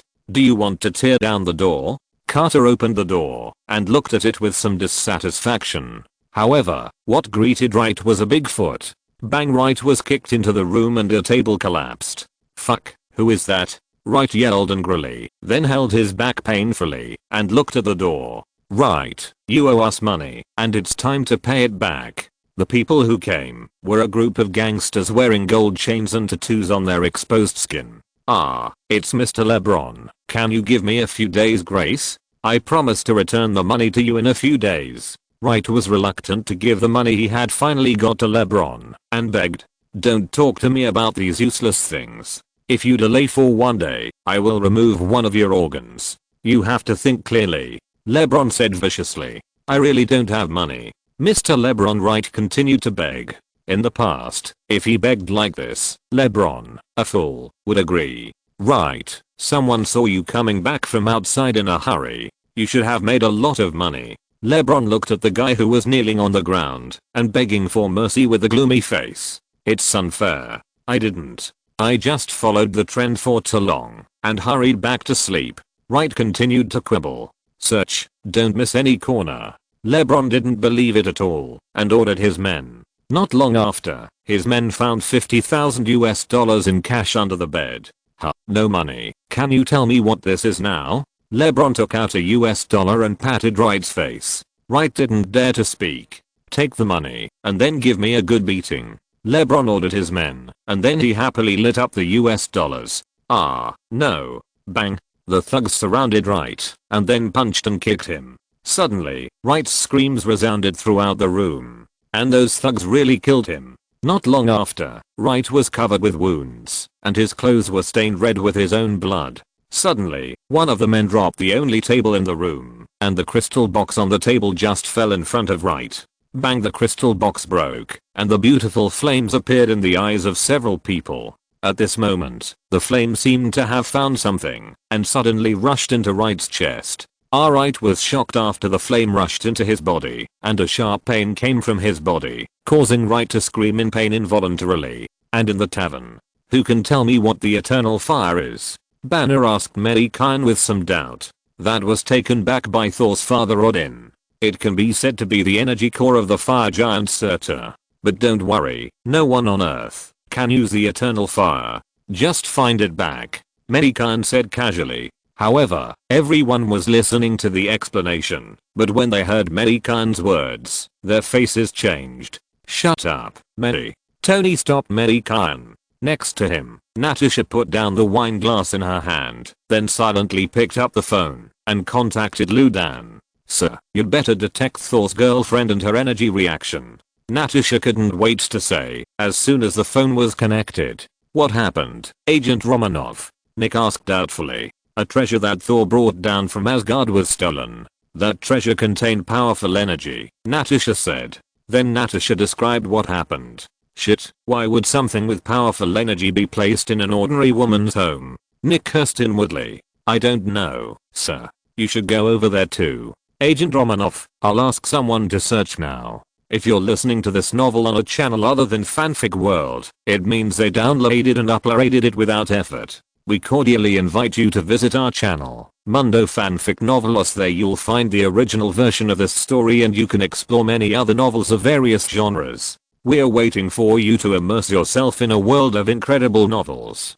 Chapter 136, Flame Demon. Hell's Kitchen. In Wright's home, LeBron and his men looked at the incident in front of everyone in a panic, looking at Wright who was groaning in pain. Wright, who was lying on the ground, had bursts of red light flashing in his body. Suddenly, the red light in Wright's body became stronger, as if a red light suddenly lit up in his body. Buzz-ah, the trembling sound was heard, followed by Wright's louder screams of pain. After a few seconds, the fiery red light stopped, and Wright's eyes slowly closed. Then he fell to the ground and died. LeBron and his men were stunned, swallowed their saliva in fear, and then kicked a subordinate next to him and said, go, and see if this guy is still moving. Whether he is dead or not, we will take him away. He has treasures in his body. Selling them to those big shots will definitely make a lot of money. We will share it together when the time comes. Boss, go quickly, LeBron roared.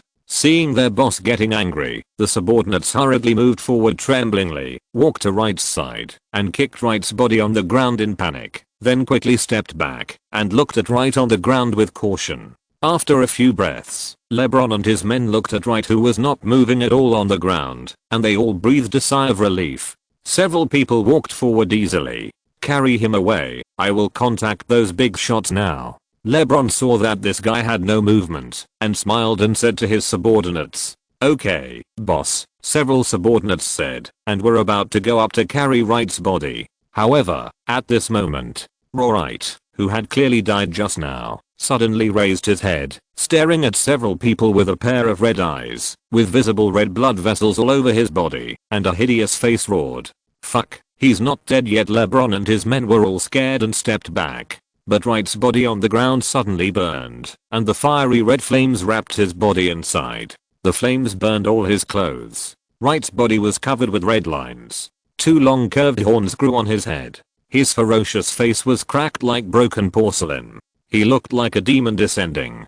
Powerful power. Wright raised his right hand, clenched his 5 fingers into a fist, and the red flames gathered, as if even the air was going to be burned. Run, LeBron shouted at Wright, who stood up, and then he ran out the door, not even bothering to take the $50,000. Upon hearing this, several men turned around in panic, and then rushed to follow LeBron out the door. Hey, you can't escape, Wright said, stretched out his hands, and 2 fiery red flames rushed away, and in the blink of an eye, they fell on several people. The flames were like 2 red ropes, winding around the waists of several people.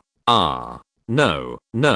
Looking at the flames on their bodies, several people showed fear, and then there was a burning sensation in their waists. Then they saw that their upper bodies fell to the ground and broke into 2 halves, and they watched their lower bodies standing in the same place. My body, my body. Several people screamed in pain. It turned out that Wright suddenly used both hands to tear several people in half. He respected Lord LeBron. Why are you running so fast? You haven't taken your money yet. Wright walked towards them, and his black and red souls left flames on the ground, which dissipated on the ground after a few breaths. It was just a pair of wings. Otherwise Mei Gan would definitely think that Judean had traveled through time. Don't come over here. Don't come over here. Right. Please spare me. Looking at the demon that was walking towards him step by step, LeBron shouted in horror, but he didn't feel the pain in his waist, otherwise he couldn't even speak. I think you should take the money away. Wright walked up, grabbed LeBron's long hair, and then lifted it in front of him, saying word by word, "Spare me, Mr. Wright." What a irony. Wright felt bored, and his voice fell. He opened his mouth full of black sharp teeth. Roar came out, and a red flame rushed out of his mouth, sweeping towards LeBron in his hand. No, not long after, LeBron's upper body turned into ashes, leaving only the 2 long legs standing there. Can I also call myself the Ash Mage? Hehe. So, this title is mine now.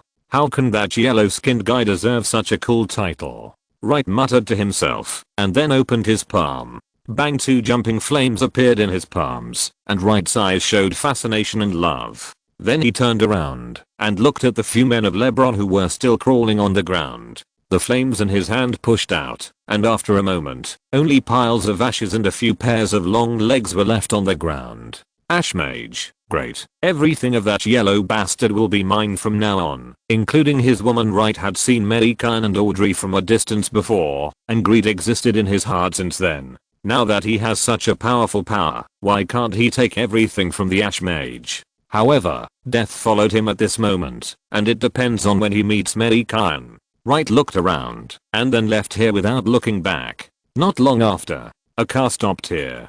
Thor and Natasha got out of the back seat, and looked at the remains on the ground with serious expressions. Then, Thor hurried to the dim room, as if he had discovered something. The driver's door opened, and Carlson, who had not been seen for a long time, got out of the car, touched his receding hairline, and began to observe the surroundings. Carlson, are there surveillance cameras here? Natasha asked. No. Do you think Hell's Kitchen can keep these surveillance cameras? They may have been dismantled and sold by these guys as soon as they were installed.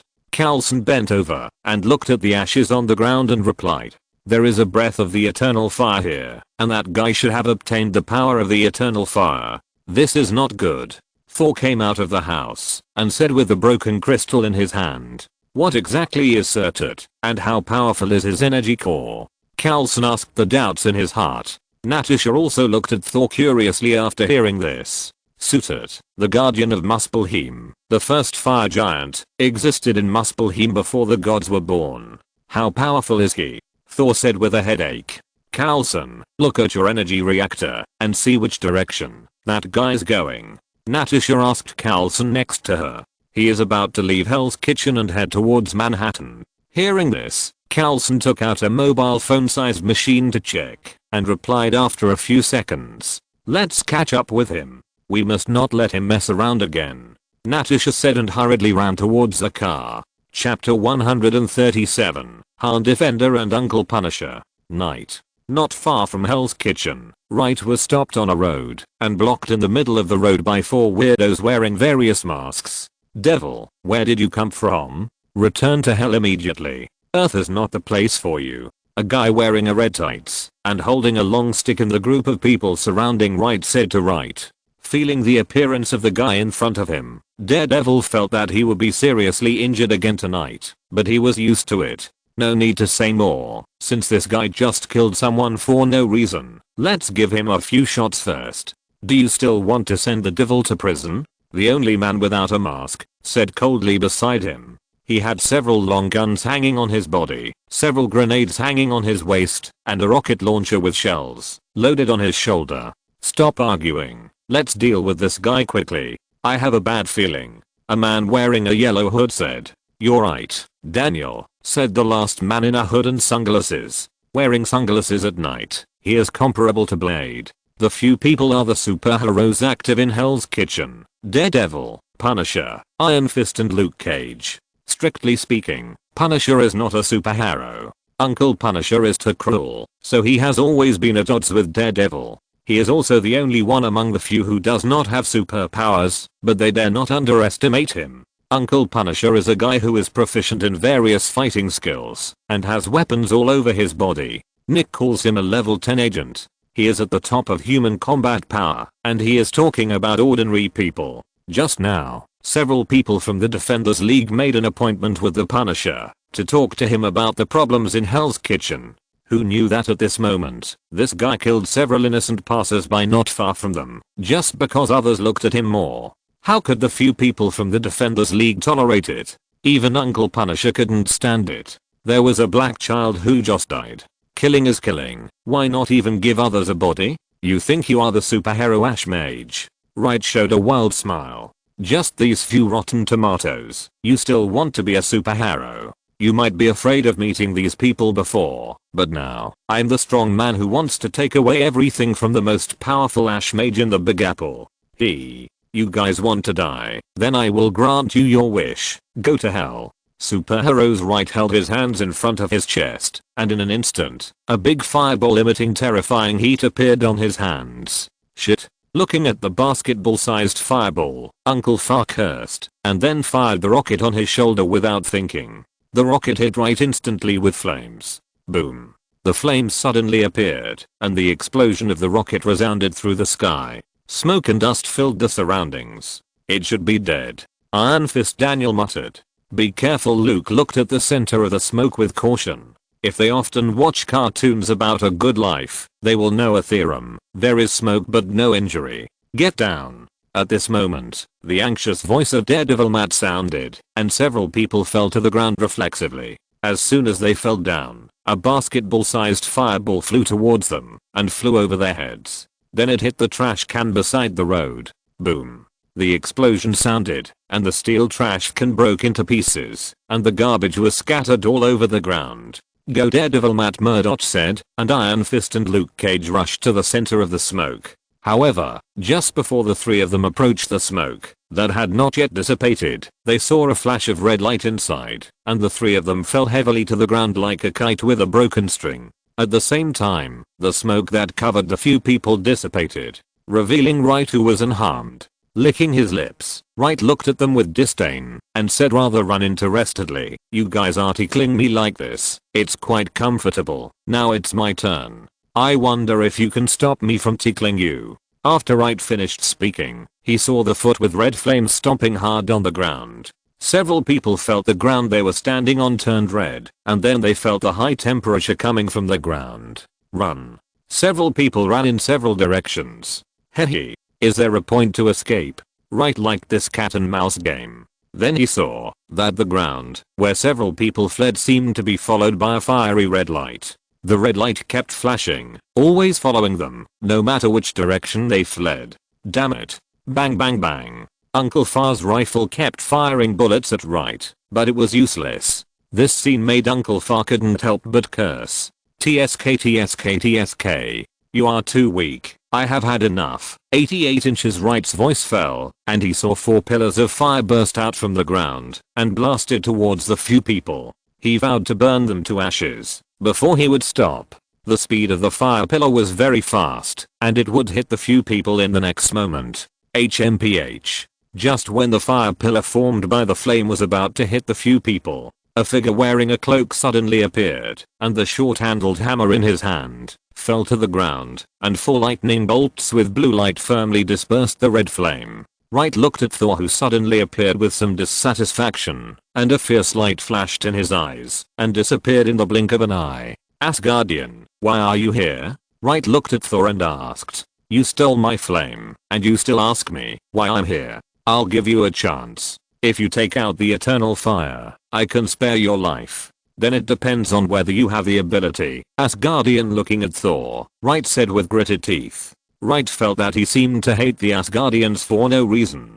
He didn't know that this was the hatred of Surtur that remained in the eternal flame. Who knew what Odin did to offend Surtur in order to snatch the eternal flame, which made its hatred so huge? Then let's try, Thor said, and then he rushed towards Wright, and the short-handled hammer in his hand drew an arc and hit Wright's chest directly. Then he was knocked away more than 10 meters. Although Surtur's power was very strong, Wright was just a thief without any fighting experience. How could he get a good advantage in Thor's hands? Just be more powerful, Asgardians. Wright stood up and laughed at Thor. Then let's try again. Thor's face looked a little ugly. If he didn't get back at the place, Asgard's face would be explained here today. Humph, then come on, Wright said. The red flame in his hand condensed, and soon a fiery red longsword appeared in his hand. Looking at the burning red sword, Thor rushed forward without any fear. Chapter 138. He gave too much.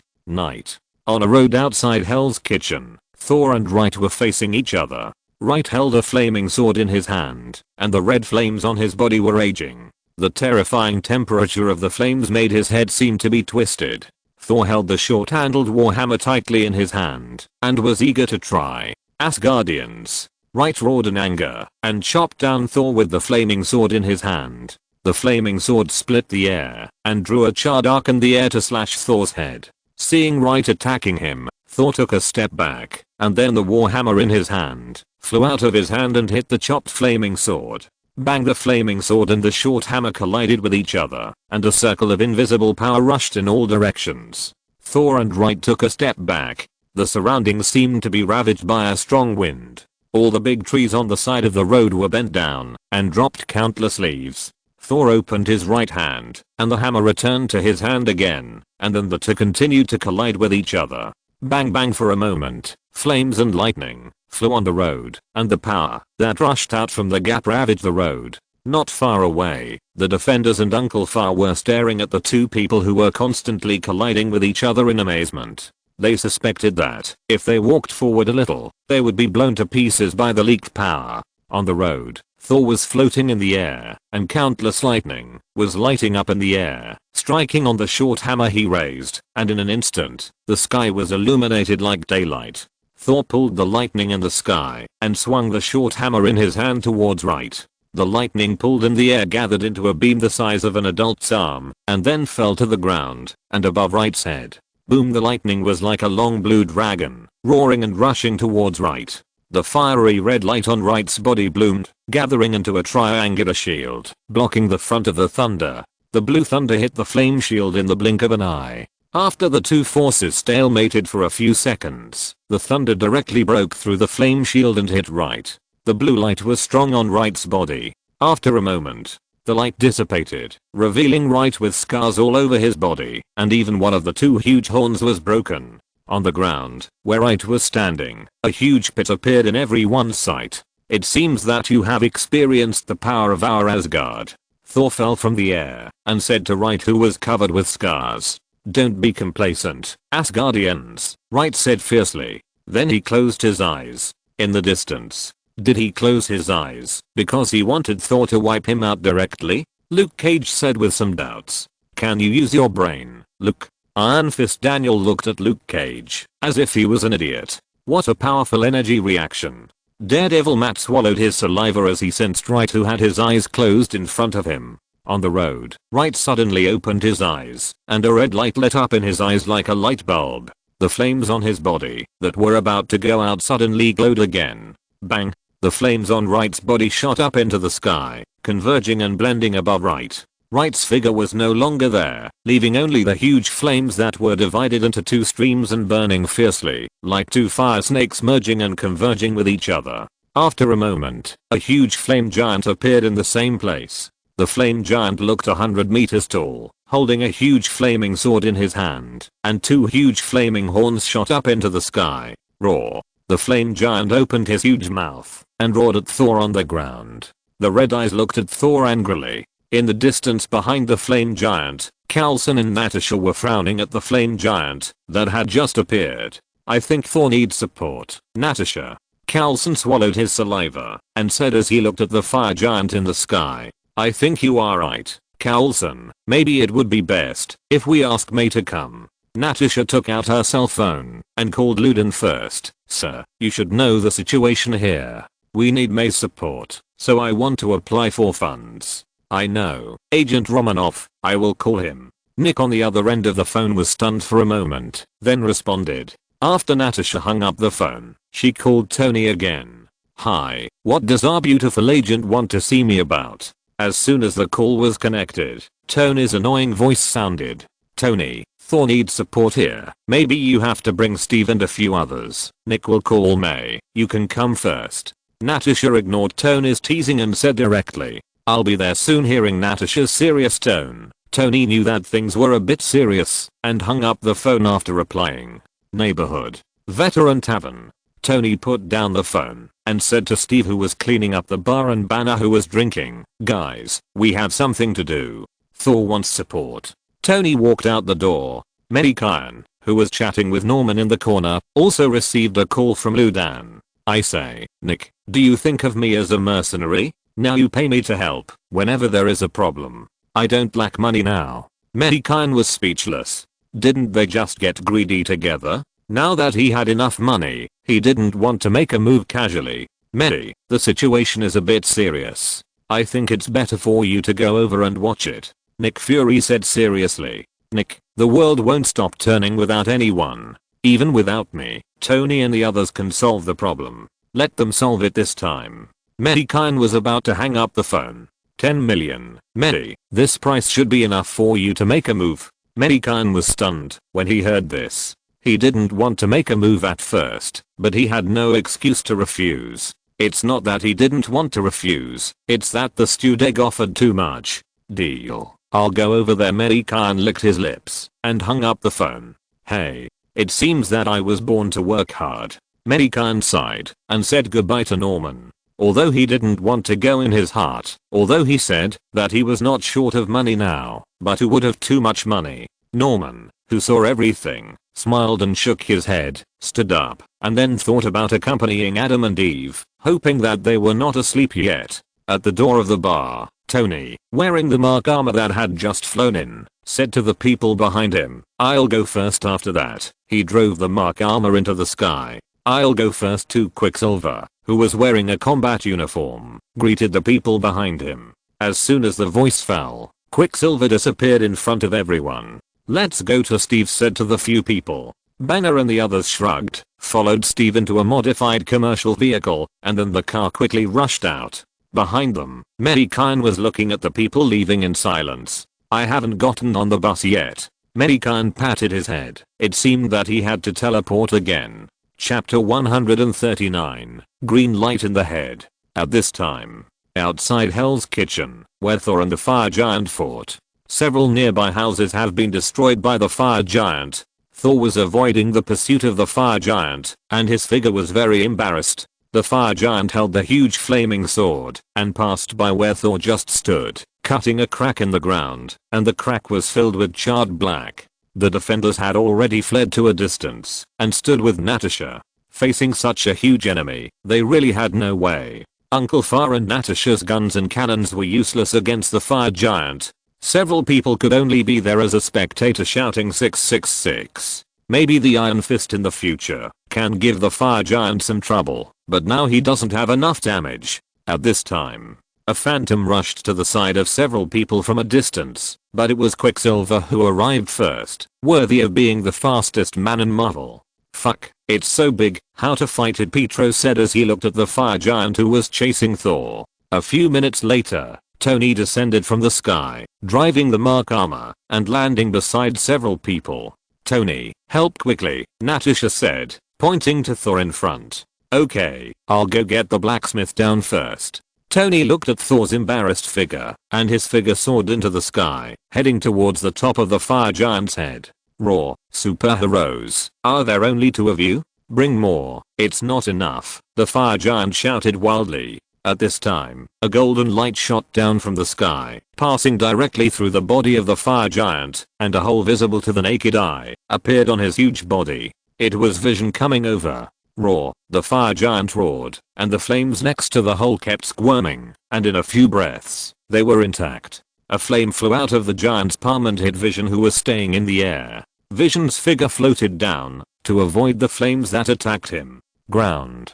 Come with me to get the fire hose, Pietro, Coulson said to Pietro beside him, looking at the rampant giant. Hearing this, Pietro quickly picked up Coulson like a princess, and the 2 of them turned into phantoms and ran towards a tall building not far away. At this moment, on the battlefield, Thor did not dodge a basketball-sized fireball from the fire giant, and his body was hit by the fireball and crashed into a tree not far away. The powerful force broke the tree directly to the ground. Tony, who was flying in the air, kept dodging the giant sword that the fire giant slashed at him, and was exhausted. The weapons on his armor were useless against the fire giant. If he was given time to upgrade his armor, he might be able to deal with it, but where would he get the time now? A figure flashed not far in front of Natasha, and Pietro held a red water pipe to the fire giant. Turn on the water, Coulson, Pietro shouted to Coulson in the distance. Hearing this, Coulson quickly turned on the fire switch. However, only a few drops of water flowed out of the water pipe. No water. Fuck, why is there no water? Pietro shouted loudly. I heard that the American government has owed the water authority several $1 million in arrears, so the chairman of the water authority has stopped using water in some facilities that are not used much. Matt suddenly interrupted. Pietro heard this and threw the water pipe in his hand to the ground helplessly, but Natasha and the others were not surprised at all. After all, this is the national conditions of this country. Gee. A commercial vehicle rushed in at a speed of more than 100 miles per hour, and then suddenly braked and stopped beside Natasha and the others. The car stopped, and Steve and the others hurriedly got out of the car. You are here, help quickly. Thor and Tony can't handle it. Natasha saw Steve and Banner and the others coming and said. Steve looked at the huge fire giant, then turned his head, and looked at Johnny next to him. Johnny spread his hands, saying that he couldn't handle it, mainly because there were no huge machines here. Then Steve looked at Kato and Bucky again, and Kato shook his head quickly. His cultivation was not good enough. Bucky ignored his friend. Steve, stop looking. I'll go. Banner knew that it was Hulk who had to take action in the end. Then be angry. Banner. Steve shouted to Banner. Actually, I've always been angry, Captain. Banner took off his glasses and handed them to Wanda beside him. Wanda didn't take them, but walked forward a few steps and said, I should be able to help a little bit. Okay, let's do it together. Banner was stunned for a while with the glasses in his hand, and then he said. Banner had to give the glasses to Natasha, and then he walked forward directly. His body also grew a little bit, and in a moment he turned into the green block. Hulk. Hulk roared, pulled out a big tree next to him, and then Hulk rushed towards the fire giant. Hulk didn't dare to bet whether his fist would be burned by the flames on the fire giant, so it was better to take some weapons. Wanda came not far from the fire giant, waved her hands, and fixed the long sword that was about to fall on Tony in the air. Bang! Hulk rushed to the side of the fire giant, holding the tree in both hands, and swept it horizontally, hitting the giant directly. However, it did not cause any harm to the giant. Are you going to tickle me too, little guy? Then he struggled to break free from Wanda's control and swept the flaming giant sword horizontally, forcing back Vision, who wanted to fire energy at the giant sword in his hand. The fire giant roared, and then said again, "You are all here, then all of you die." After that, he held the huge flaming sword in both hands and stabbed it into the ground. I saw that the ground where he stood was surrounded by a circle of flames, and the flames kept rotating outside his body. "Retreat quickly," Steve shouted to Hulk and the others in the distance. As soon as Steve finished speaking, the red flame circle rose like the waves of the sea, and in the blink of an eye it had risen to a height of dozens of meters. It seems that they can't handle it for a while, and I have to take action. Alas, what a hard life. Mei Gan murmured on a tall building not far from the battlefield. Then the body was flashing with a happy light. Mei Gan was wearing a hooded cloak with green flames. Mei Gan was surrounded by green flames in an instant. Then a blue staff appeared in his hand. At the top of the staff, a blue light ball with a chill was constantly rotating there. Flame cloak, frost ball, flame cloak with sacrificial effect. It is a very powerful weapon. But Mei Gan always felt that something was wrong and was a little flustered. He looked down and felt that nothing was wrong. If there were others, they would see that the top of Mei Gan's head was burning with green flames. No wonder he was flustered. He stopped thinking about it when he couldn't think of anything. If he dragged it on, those guys would become ashes. Holding the blue staff, Mei Gan took a step forward and his figure disappeared on the spot. Chapter 140 Snowstorm. At night, Natasha and others were nervously looking at the circle of terrifying flames. Hearing Steve's reminder, Vision rushed to the ground, hugged Wanda and flew directly to where Natasha and others were. And Hulk also retreated directly, ready to avoid the circle of fire waves. Just when Vision brought Wanda to Natasha's side, Mei Gan's figure suddenly appeared in front of them, and the cloak burning with green flames made everyone stunned. "It's Mei?" Steve asked. "It seems so. I have seen that staff." Natasha looked at Mei Gan's figure and then compared the height and said, "This cloak is really cool." Luke and others looked at the figure that suddenly appeared with shining eyes. Iron Fist Daniel looked at Mei Gan's figure with envy and nodded in agreement. But only Kato looked at the figure with a strange expression. Did Brother Khan encounter some emotional crisis? Why did he wear a green hooded cloak? Sister-in-law doesn't look like such a person. Mei Gan didn't know what Kato was thinking. If he knew, he would tear off his flame cape and leave the earth to hide. He was too embarrassed to see anyone. Fortunately, the beautiful people didn't say that. Mei Gan wouldn't be laughed at by Tony and others later. "Tony, you guys step aside first. Leave this to me," Mei Gan said to Tony and others. "You're finally here, Mei. My attacks are useless to this guy. It seems I have to find some time to upgrade some weapons."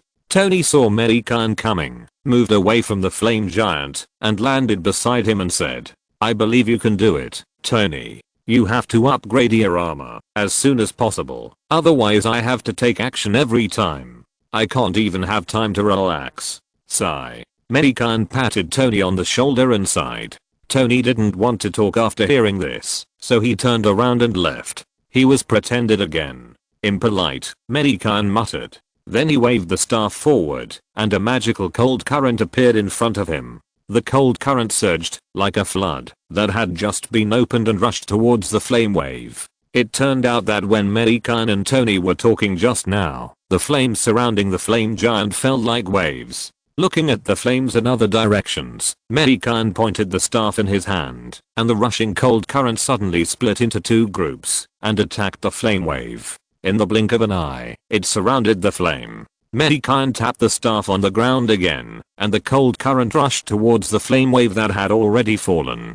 Zizzy, it was like a lit match thrown into the river, making a zizzy sound. After the sound, the white smoke rose up, and in the blink of an eye, it enveloped the flame giant, and then floated into the air. After a moment, the flames like waves dissipated under the impact of this cold current. Seeing his flame being extinguished, the fire giant's anger rose in his heart. He stretched out his huge palm to fan away the white smoke that wrapped around him. He finally saw who extinguished his flame. Yellow-skinned magician, I haven't looked for you yet, but you came here. Well, I'll leave you here now. When the fire giant saw Mei Gan's appearance, his arrogant demeanor was immediately revealed, as if he was looking at an ant on the street. Mei Gan frowned slightly. He didn't like people talking to him like this. Mei Gan didn't reply and pointed his staff to the sky. In an instant, a chill suddenly fell from the sky, making everyone present shiver. A cold wind blew, making everyone feel even colder.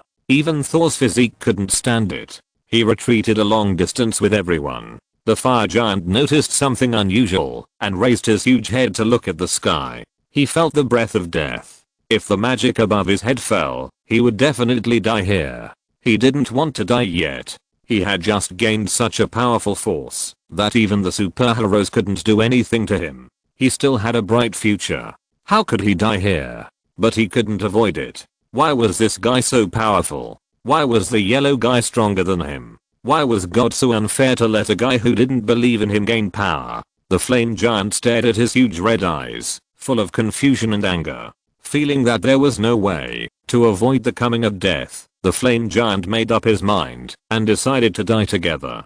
The thought flashed through his mind, and he raised the huge flaming sword in his hand to his head and then smashed it at Mei Gan with all his strength. As soon as the huge sword was released, countless ice cones fell from the sky above his head. Around the ice cones, there were also pieces of snowflakes falling. The two of them were wrapped in boundless coldness and pierced directly into his body, made up of flames. Zzzz, the sound of the flames going out was heard, and wisps of white smoke rose again. Roar. The fire giant roared and tried to use the flames on his body to repair the hole pierced by the huge ice cone. However, it was useless. Where the ice cone and the snowflakes touched, a wisp of cold was corroding his body made of fire. Just like countless insects that feed on fire, his body made of fire was slowly shrinking. Snowstorm. Mei Gan used it last time against the dark elves. Because it was performed in the air that time, it was not so intuitive. This time, Tony and Thor felt the huge power full of coldness. It made them tremble in their hearts. On Mei Gan's side, looking at the flaming sword that was smashing towards him, Mei Gan's face did not fluctuate at all. He just pointed at the sword with his right index finger, and the sword that was smashing like a meteor just stopped in the air, unable to move at all. Then Mei Gan pointed his left hand staff at the sword, and an arrow made of cold air emerged. As soon as the arrow appeared, it ran towards the sword at a very fast speed. Bang, the arrow hit the long sword, an explosion sounded, and then the two disappeared in the air. The fire giant, which was being attacked by the blizzard, had become riddled with holes, and the huge flame body had dissipated more than half. Wright's body appeared in front of everyone. He was floating in the heart of the fire giant with his eyes closed. Behind Mei Gan, the defenders and others looked at Mei Gan's back and swallowed their saliva. Such a powerful fire giant was dealt with by Mei Gan with a few swings of his staff. Did Iron Man and Thor come here to make fun of them? No wonder this Ash Wizard has the most fans since the battle in the Big Apple. This is the reason. And it seems that he also settled the Sokovia crisis some time ago. In this case, other superheroes are just there to play soy sauce. Several people are not as useful as the wizard. If Tony and others knew about their thoughts, they would probably be beaten up. Chapter 141 Shouting 666 is too exhausting. At night, on the battlefield outside Hell's Kitchen, roar the roar continued to sound. The fire giant under the blizzard was roaring and struggling, trying to get out of this area, but the ice cones fell like dense raindrops. The ground he stood on was covered with ice and snow, and the pair of legs made of flames had been corroded by the cold air, leaving only half of them. He could no longer move, and could only watch his huge body shrinking little by little. After a while, the blizzard stopped. The fire giant had disappeared, leaving only Wright's broken body lying in the ice and snow. There was no breath of life. Mei Gan walked towards Wright, and the green flame swayed in the wind, making Mei Gan's back look so weird in this dark night.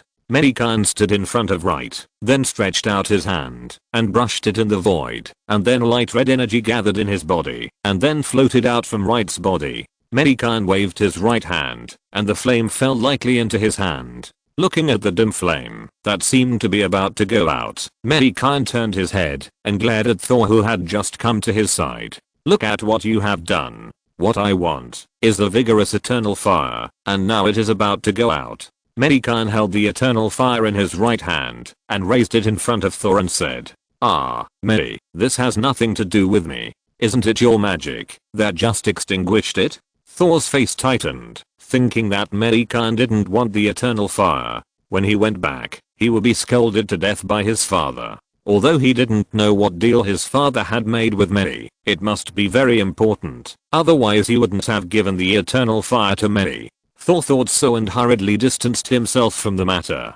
But he just threw the matter directly onto Mei Gan. You mean to blame me? Mei Gan's eyes showed a trace of dangerous light. Thor noticed it, otherwise he would probably have been beaten up. No, it's the thief's fault. It's the country's law and order. How can it be your fault? Thor quickly corrected. Humph, I'll find your dad, Thor. Mei Gan snorted. Don't. Mei, buddy, we have something to talk about. Don't disturb my dad. Thor heard and quickly stopped Mei Gan, who was about to leave, and said anxiously. Forget it, where's my glove? Mei Gan looked at the eternal flame absorbing the remaining fire element here, and the light red flame began to slowly turn red.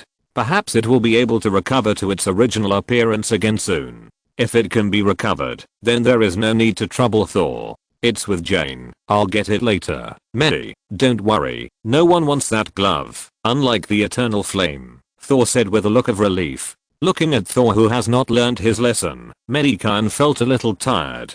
Didn't he just make a deal with Odin? Why did he have to spend so much effort? We agreed to help Thor deal with his sister, so why are there a few more monsters? But Mei, shut up. Mei Gan was about to reply, but was interrupted by Tony. Looking at Tony, who was walking towards this side, Mei Gan said speechlessly, Tony, don't be so superstitious. There is no such thing as poisonous milk or not. Whether it exists or not, don't say anything, Tony said with a serious expression.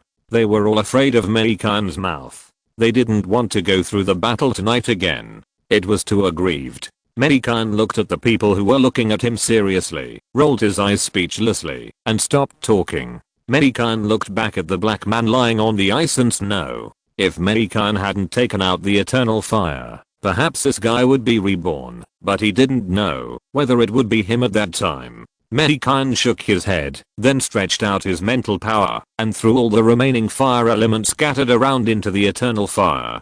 In an instant, Mei Gan felt that the eternal fire was a little stronger again. Although it was still not as strong as before, it was better than before. Then Mei Gan swung the staff in his hand, and a flame burned the black man on the ground into ashes. He had to maintain his style. Mei Gan took back the staff and the flame cloak in his hand, and then said to everyone, go back. Let's go. I'm a little hungry. I'll ask someone to pack some food back. Tony was quite considerate, knowing that everyone was a little exhausted tonight. Shouting 666 was too exhausting, and it made people hungry. You guys go back. Leave this to me. Seeing Steve looking at the ruins around him, Coulson came directly to Steve and said, then I'll leave it to you, Coulson. It should be. Coulson showed a friendly smile. Coulson, I feel that your hairline is receding again. Is it because of the boiled eggs? Mei Gan saw the top of Coulson's head and couldn't help but joked. Mei, you should know the pressure in our work. If you take action earlier next time, my hairline will probably not recede anymore. Coulson did not get angry and responded with a smile. Okay, I have to give Tony and the others some opportunities to play, otherwise they will have little sense of existence. It seems that I will have to be your nanny next time. Mei Gan spread his hands. Thank you so much. Tony rolled his eyes and then drove the mark armor into the sky. I'm serious, I have a lot of buff magic. Seeing that everyone ignored him, Mei Gan said, let's go. Mei, let me talk to you about your green cape. How much is it, and how long do I have to work to buy it? Johnny asked Mei Gan with a little envy of Mei Gan's flame cape. Mei Gan looked Johnny up and down, and then said, Johnny, you should drive your motorcycle and wrap your iron chain. You can't afford my cape. The look in his eyes, as if looking at a poor ghost, hurt Johnny's heart. What's wrong with a poor ghost? Has the poor ghost eaten your house? I was also a stuntman worth over 10 million yuan. How could I look down on others like this? With sad tears in his heart, Johnny ignored Mei Gan and turned to walk towards the commercial vehicle. Mei Gan was a little proud. Now he felt that he was also a rich man. Kari had hundreds of millions of dollars in savings. Alas, Johnny, who could only envy him at the beginning, has been left behind. Who should he catch up with next? Tony or Norman. The goals of rich people are so simple. By the way, I haven't given Norman the gold I refined from Ultron yet. I have to go back and give it to him quickly so as not to keep thinking about it. Mei Gan shook his head, took a step, and disappeared on the spot. Don't think about how low-key and humble he was when he first crossed over. Now he has expanded to this extent. Sure enough, money is a thing that harms people. This proud look made several people from the Defenders not far away stunned. This is the mysterious and powerful Ash Mage just now. This is too unreal. Or maybe this is the true face of the Ash Mage. They guessed right. This is it. Chapter 142. Do you want to go to the bathroom? Night. In front of the flower shop on the block. Looking at the silent pub opposite, he knew that Norman and Uncle Kyan had gone back to sleep. Touching his hungry stomach, thinking that Tony had asked someone to bring food, Mei Gan walked towards the pub. Walking into the pub, he saw Linda dozing on the bar. Ahem. Linda, you should go back to sleep. Steve may take some time to go upstairs. Tony asked someone to bring midnight snacks. Maybe you want some. Mei Gan coughed twice at the door and woke Linda up. Mei Gan saw Linda raised her head and looked at him in a daze. He knew that she didn't understand and was confused in her sleep, so he had to repeat it. Then I'll go up first. Mei, good night. Tell Steve that I'm waiting for him upstairs and tell him to go up early, otherwise it's all done. Linda smiled, replied to Mei Gan, and then walked to the second floor. There was no wheel run over. Steve was not there, and the girl's steering wheel had to deviate from the road from time to time.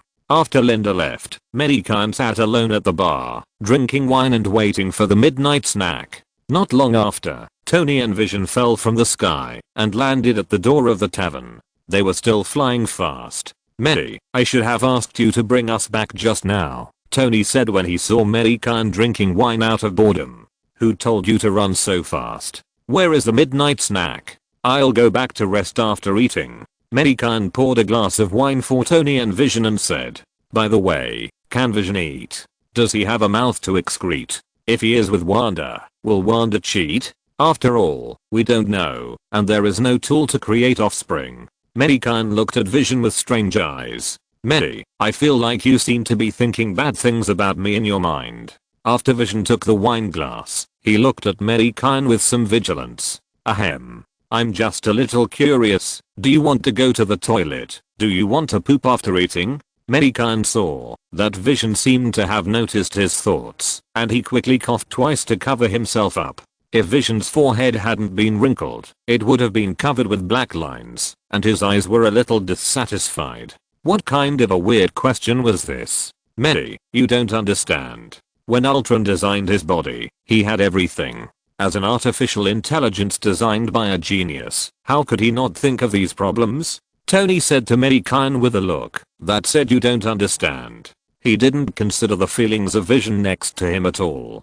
By the way, Vision, are you attracted to Wanda? I see that every time she is in danger, you go to rescue her. It seems that you have learned how to please girls without a teacher, unlike me at the beginning, who could only please with money. Tony patted Vision's shoulder and said with some emotion. Looking at this SP's expression, you can tell that he remembered his past self. Vision now has only one idea, which is to turn evil directly and then grab Tony and Mei Gan and beat them up so that the two people who are teasing him will know why the flowers are so red. But he didn't dare because there was a ruthless person sitting here, although he looked harmless now. Mr. Stark, are you jealous of Vision? Just then, Wanda, Steve and others came back. Hearing Tony's words, Wanda spoke unconsciously.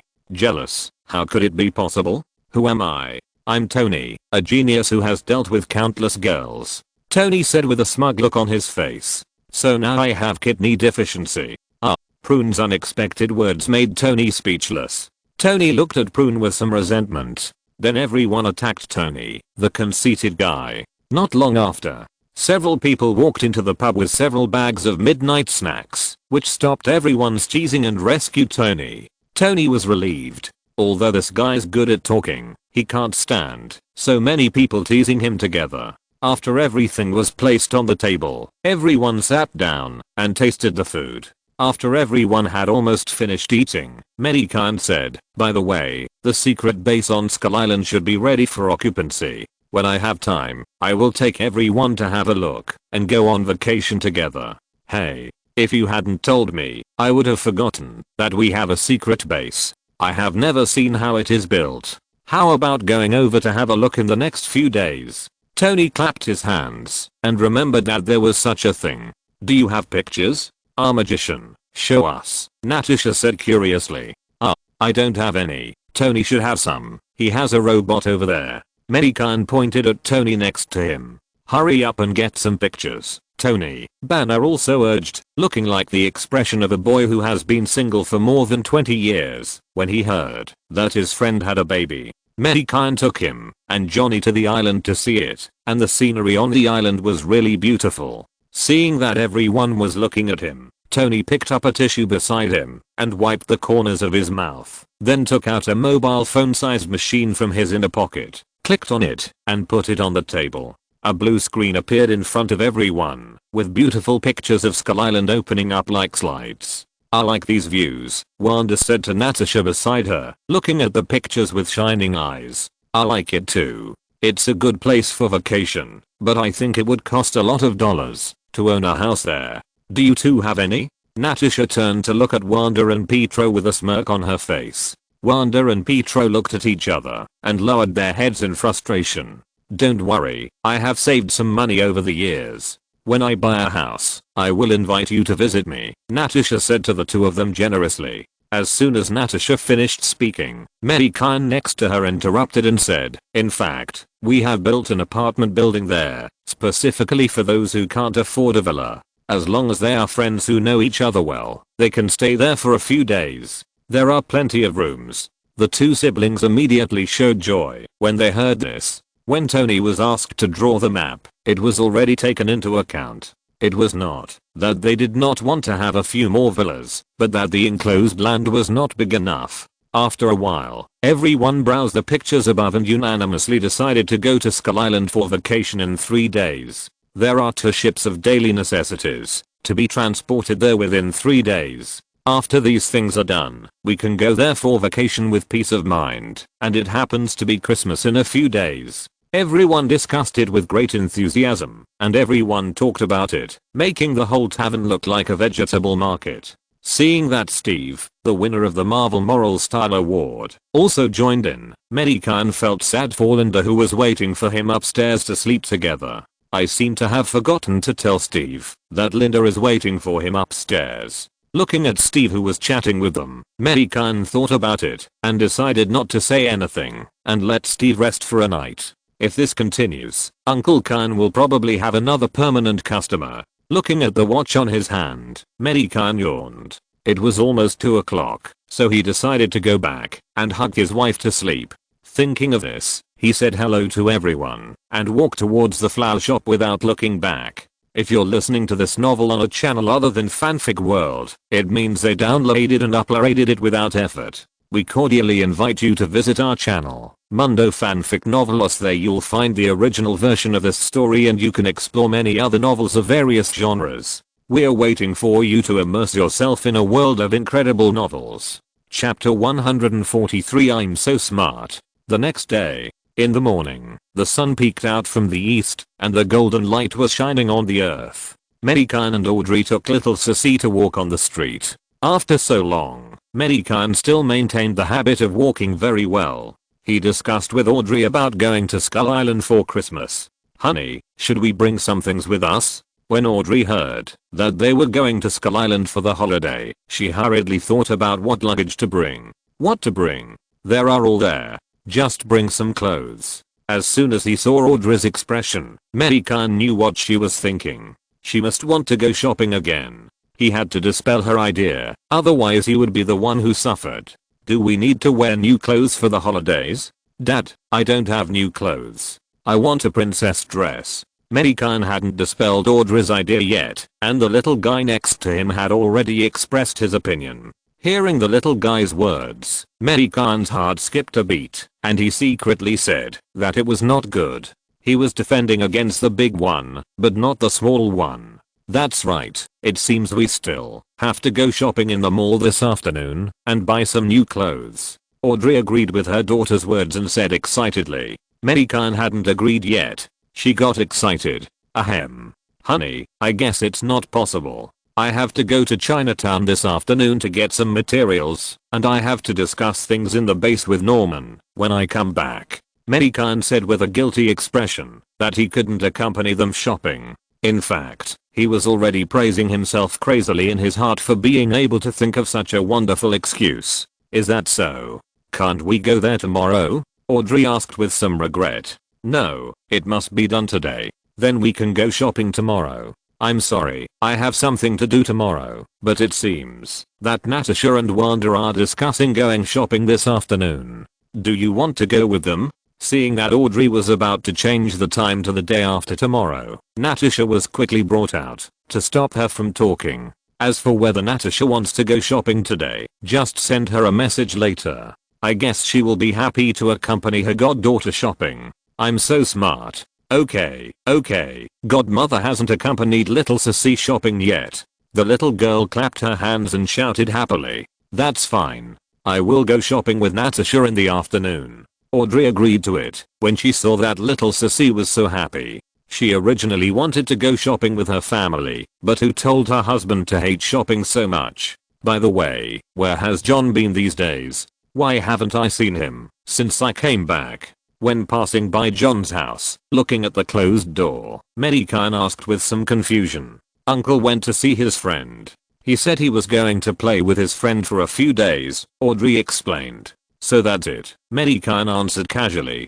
Dad, will Sister Nora go there with us for vacation? Suddenly, the little girl looked up at Mei Gan and asked. Today, Dad will ask Uncle Chen if he has time to take Sister Nora on vacation. Mei Gan also wanted to take Uncle Long on vacation so that he could keep Uncle Kyan company. The two have such a good relationship. Mei Gan had just finished speaking when he saw Thor and Jane walking towards them. Thor, you got up so early? Mei Gan looked at Thor and asked. I will feel at ease if Thor hands this glove to you. Otherwise I will be worried about someone else, and I'm afraid something will happen again. Before Thor could speak, Jane took out a box and handed it to Mei Gan. Mei Gan took the box, looked at her serious dark circles, and said with some amusement, in fact, if Thor had put these two things on the second floor of the mysterious tower, nothing would have happened. With Adam guarding there, no one could have snatched them. Why did I forget? Thor slapped his head and thought with some regret. If he had thought of it at the beginning, there would be no last night. Okay, the gloves are for you. We are going back to catch up on some sleep. Bye. Thor said, pulling Jan by and away in a hurry. Mei Gan glanced at their backs, then opened the box. What caught his eye was the golden glove with 6 grooves on it. Mei Gan took the glove out, put it on his hand, and moved his fingers. It felt very smooth. Looking at the grooves, Mei Gan fell into deep thought. If the lightning balls and venom balls drawn by the system were placed in these grooves, would an ordinary person have the power of those props? If you want to do it, do it. Mei Gan took Audrey and the little guy and walked quickly to the flower shop. After returning to the flower shop, Mei Gan couldn't wait to take out the gloves and put them in his hand, and then took out the frost ball, lightning ball, dark ball, venom ball and corrosion ball. He would take Audrey's fireball later. Mei Gan shrunk these props and then gently put the frost hill into the groove of the glove. Ding, a bell-like sound rang out, and a visible chill rippled on the gloves, like water ripples. Then, Mei Gan felt the power of the frost ball. Mei Gan opened his gloved right hand, and with a thought, the chill gathered, and a small ice cone emitting chill was floating on his palm. Mei Gan closed his palms, and the ice cone turned into chill and dissipated. Turning his head to look at Audrey, who was playing with the little guy, he shook his head slightly until he saw Kato walking towards the coffee shop outside the door. Mei Gan's eyes lit up, and he hurriedly called him. Brother Kyan, what's the matter? Kato was stopped by Mei Gan and asked with some confusion. Kato, come, help me try this glove. Mei Gan grabbed Kato's right hand and put it on his hand without saying a word. Kato looked at the golden glove on his hand in confusion. Is this the new toy that Brother Kyan bought for little Sissy to play with? It's a rich gold one. As soon as Mei Gan put on the gloves, Kato felt a chill coming out of the gloves. but he didn't feel any cold. Moreover, he felt that his right hand seemed to have mastered the huge icy power on the gloves. It came from the ice blue gem on the back of the gloves. Brother Kyan, what is this? Kato looked at Mei Gan in confusion and said, help me try the power of the gloves. Look at the road ahead and silently say freeze in your heart. Mei Gan said with a smile. Kato was a little confused when he heard it, but he still did it. Freeze. Then, a strong force rushed out of the gloves, and on the road in front of them, a white icy air spread like the rushing water. Crack. The sound of freezing kept coming into the ears of the two. Mei Gan looked at the still spreading icy breath and smiled with satisfaction. Brother Kyan, are you okay? No, I can't hold on anymore. Kato's weak voice came from behind Mei Gan. Mei Gan quickly looked back. Kato's face was pale, and 2 streaks of blood flowed from his nose. It was obvious that he was too weak. Oh my god. You look like you have been played with by dozens of people all night. Mei Gan said unconsciously, and then he supported Kato and took off the gloves on his hands. It was a close call.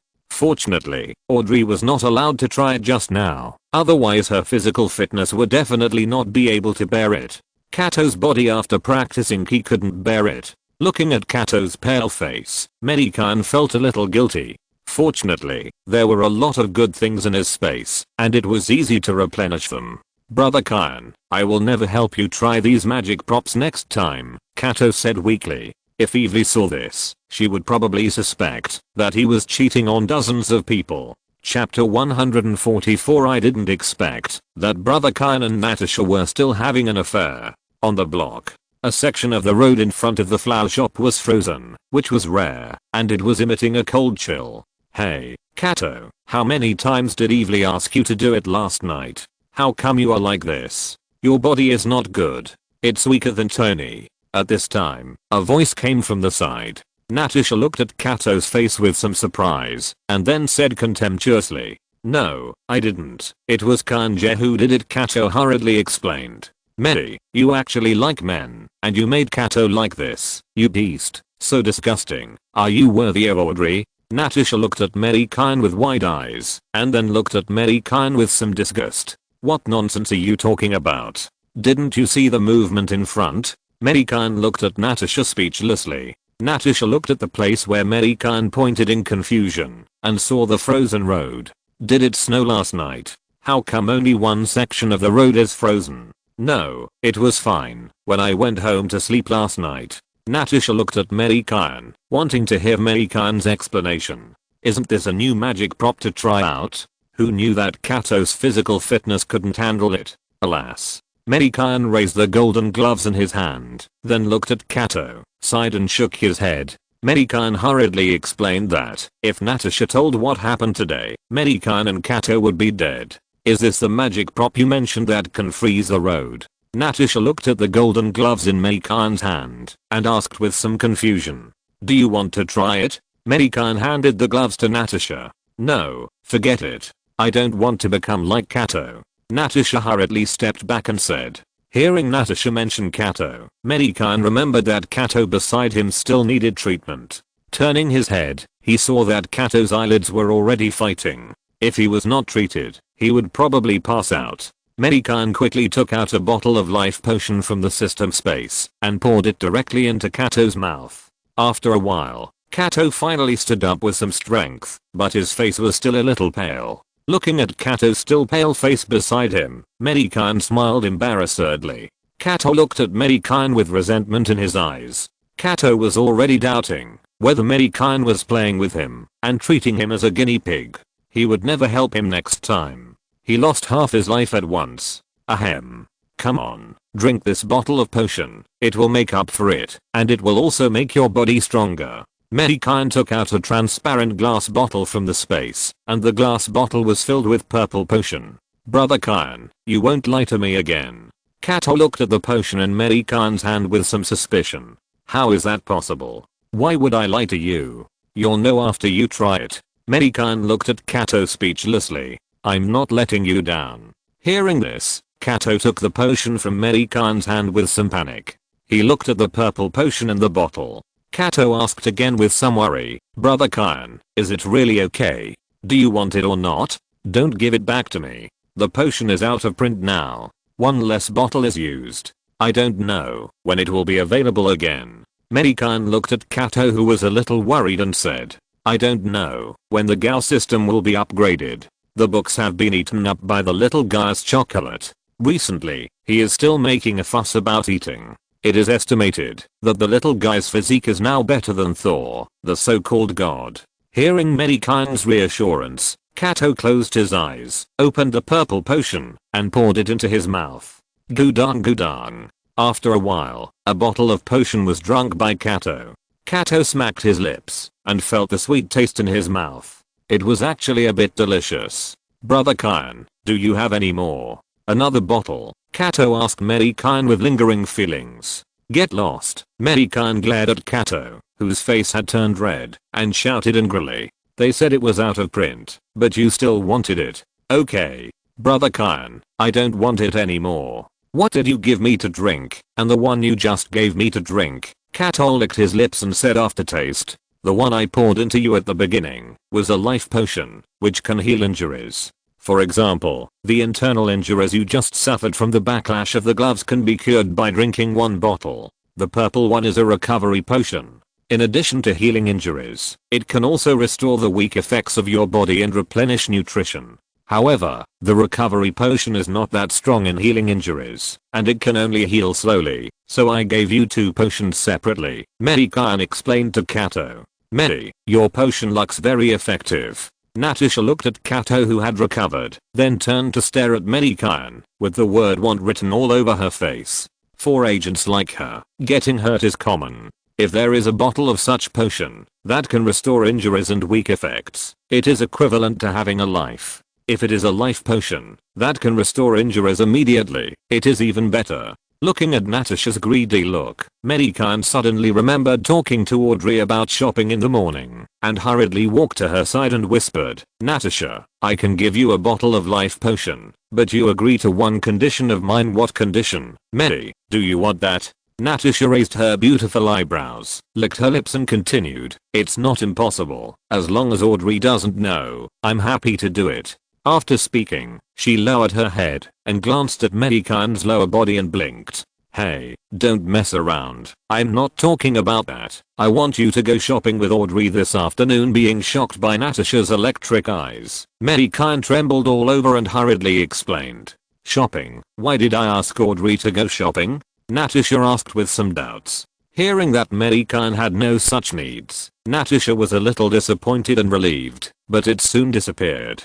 Hearing Natasha's words, Mei Gan hurriedly explained to her what he had said to Audrey in the morning. Oh, so that's it. It seems that I made a profit. I can get a bottle of life-saving potion by accompanying Audrey shopping. Natasha smiled and agreed after hearing Mei Gan's explanation. It's settled. Natasha, remember to ask Wanda. Don't let it go wrong. Mei Gan reminded, and then handed her a bottle of life potion. It's safe. It's safe. You can rest assured that I will do it. Natasha took the life potion from Mei Gan and replied after giving Mei Gan a reassuring look.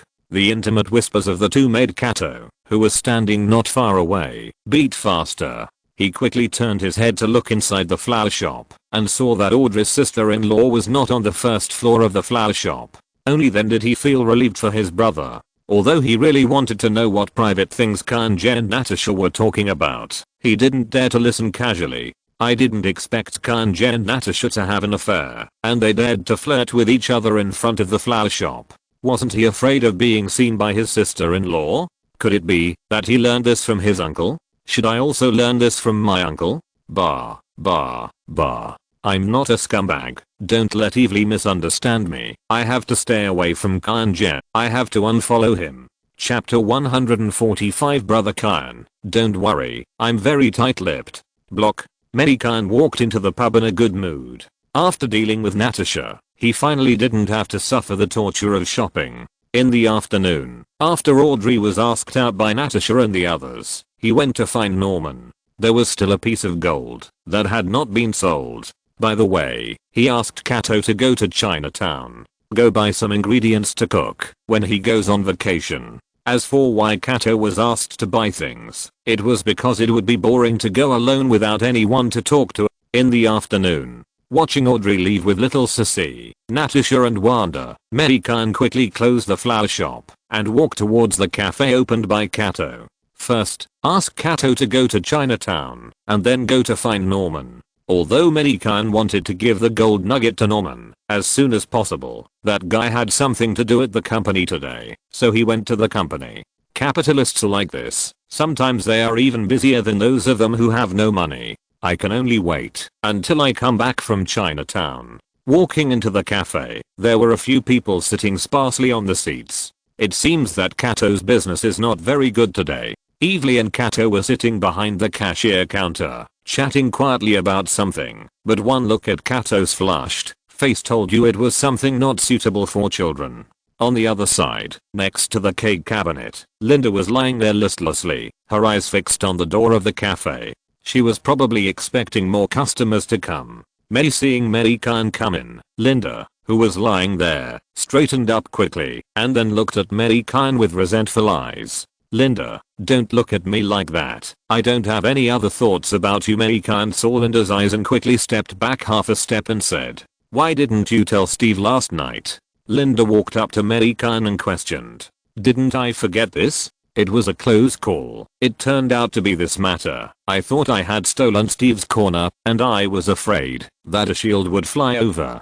Linda heard this. Her eyes were even more resentful, and she said with dissatisfaction, "You will forget that I was wearing a World War II American soldier's uniform and lying on the bed waiting for that guy all night. He came back when I fell asleep and was not interested.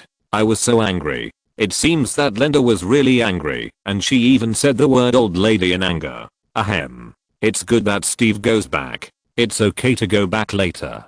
Damn, I'm not interested anymore. Linda rolled her eyes at Mei Gan, turned around and continued to lie down, and then continued to say to Mei Gan, "Next time you drink, don't call him so late, Mei." Okay, Mei Gan responded quickly. On the other side, looking at Mei Gan who was talking to Linda, Kato had some beads of sweat dripping from his forehead.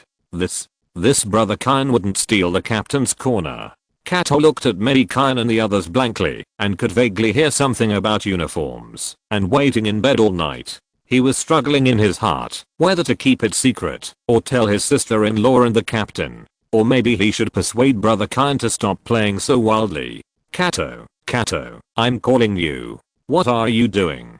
Mei Gan patted Kato's shoulder, wondering if Kato was ill. That's not right. He was given life potion and recovery potion in the morning. Could it be that he drank too much? "Brother Gan, what's wrong?" Kato was woken up by Mei Gan and asked hurriedly, "Come with me to Chinatown to buy some things. Last time you said you had a few acquaintances there." "Okay." Kato followed behind Kato blankly, still struggling in his mind, and didn't even respond to Evely's goodbye. Mei Gan watched from the side and shook his head. A few hours later, Mei Gan drove his SUV on the road, heading towards the block. In the passenger seat, Kato hesitated several times. "I said, if you have something to say, just say it. Why are you hesitating? You're not like a man." Mei Gan saw that this guy had something to say but couldn't speak, and he felt bad for Kato. "Well, brother Gan, you'd better not play so wild. If you can break up with Linda, then break up. This is not good for you and the captain. I won't tell my sister-in-law about Natasha, but you have to remember to keep it a secret." Kato persuaded Mei Gan in a low voice. "What are you talking about? What do you mean by breaking up with Linda and not being with the captain? Are you suspecting that I'm having an affair? What the hell is this?" Mei Gan stared at Kato with wide eyes, and then he laughed out of anger. "Brother Gan, weren't you flirting with Natasha in the morning? And in the afternoon I heard Linda say that she had been waiting for you all night in a uniform?" Seeing that Mei Gan dared to do it, but not to admit it, Kato despised him a little. "Bah. I made a deal with Natasha this morning and asked her to go shopping with your sister-in-law. As for Linda, she asked me to tell Steve last night that I forgot about her. She just complained to me. Don't talk nonsense, don't cause conflicts among the neighbors, and you think your brother-in-law is this kind of person." Mei Gan explained, and then glared at Kato. "So that's the case. I misunderstood." Kato was relieved when he heard that. The image of his brother-in-law in his heart finally did not collapse. Otherwise, you don't know what you think every day. Kato scratched his head and smiled embarrassedly. At this time, the car just drove into the block, and Norman's car happened to be in front. Mei Gan did not stop at the door of the flower shop, but followed Norman's car, and then parked the car directly next to Norman's car. Mei, where are you going? Norman and Mei Gan got out of the car one after another, and then Norman asked Mei Gan. I went to Chinatown. Come on, Norman, let's not talk about anything else. Let's go in, and I'll give you the goods. Mei Gan hurriedly pulled Norman towards his house. He was so anxious to see Audrey wearing a uniform he had never seen before. He even forgot that Kato was following him. Kato followed the two into Norman's house. Mei Gan rushed into Norman's house and took out the big gold nugget from the space. The gold nugget, more than 1 meter high, made Norman and Kato stare at it. How about it? This one is bigger than the last one, Mei Gan said proudly. Mei, where did you find such a big gold nugget? I'll go dig it when I have time. Norman was a little surprised. Don't worry about where I got it, just help me to get it out quickly, Mei Gan said anxiously. How could I tell you? This is a unique secret method. Besides, even if I dug it from somewhere, would I tell you? I'm not stupid. Okay, I'll try to sell it as quickly as possible. Fortunately, I'm not short of money, otherwise I might be greedy. Kato shouldn't dare to be greedy. Norman pointed at Kato behind Mei Gan. Kato? Mei Gan turned his head in confusion, only to find that Kato was staring straight at the gold nugget. Oops, mistake. Mei Gan slapped his forehead.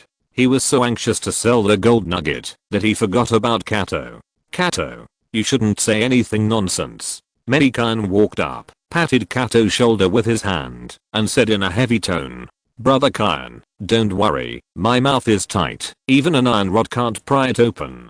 Hearing Mei Gan's threatening words, Kato quickly assured Mei Gan. That's good. Mei Gan was relieved, turned around and continued to discuss the sale of the gold nugget with Norman. Please vote. Chapter 146 No one else knows. Afternoon. Mei Gan happily brought Kato out of Norman's house. Ever since killing Ultron, that piece of gold has been gathering dust in space. Today, Norman can finally get rid of it. Behind Mei Gan, Kato was looking at Mei Gan's back with envy. I don't know where Brother Gan found the gold nugget. Should I also go to a place to dig and see if I can dig a piece of gold nugget? From what Norman said, Brother Gan had asked him to sell a piece of gold nugget. This is outrageous. Could it be that Brother Gan went to dig the bank's vault, or went to the bottom of the sea to find a sunken ship? Moreover, Brother Gan has to cheat a large sum of money from the one-eyed black bald head every time he makes a move. Maybe Brother Gan will become the richest man soon.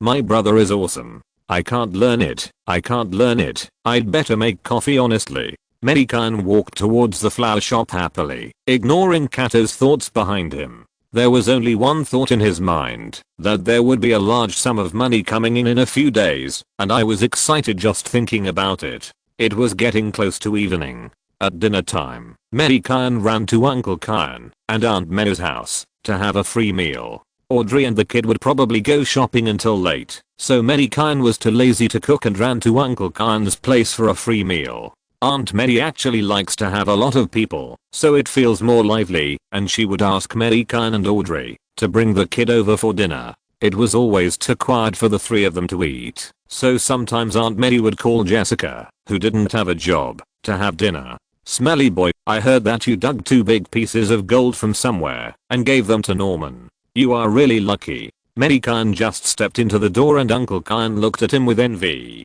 Mei Gan was stunned when he heard this, and the only thing in his mind was Kato's words not long ago. Brother Gan, don't worry, I'm tight-lipped. How can I believe Kato's mouth? Evely didn't believe it. It hasn't been long since Uncle Gan knew it. Uncle Gan knew it, which means Aunt May and Peter knew it. Is Kato such a big mouth? You know it now, Mei Gan said angrily. Don't worry, he only told the 3 of us. No one else knows, and we are not the kind of people who talk nonsense. Uncle Gan comforted Mei Gan with a look of reassurance. Mei Gan's face was full of bitterness. Uncle Gan and Aunt May were relieved but he didn't know if Peter would be a big mouth. Peter was a chatterbox. If he accidentally revealed it, then all my private money would be gone. Looking at Peter, who was sitting next to him, Mei Gan felt that it was quite dangerous. "I believe you, Uncle Kyan," Mei Gan had to answer like this.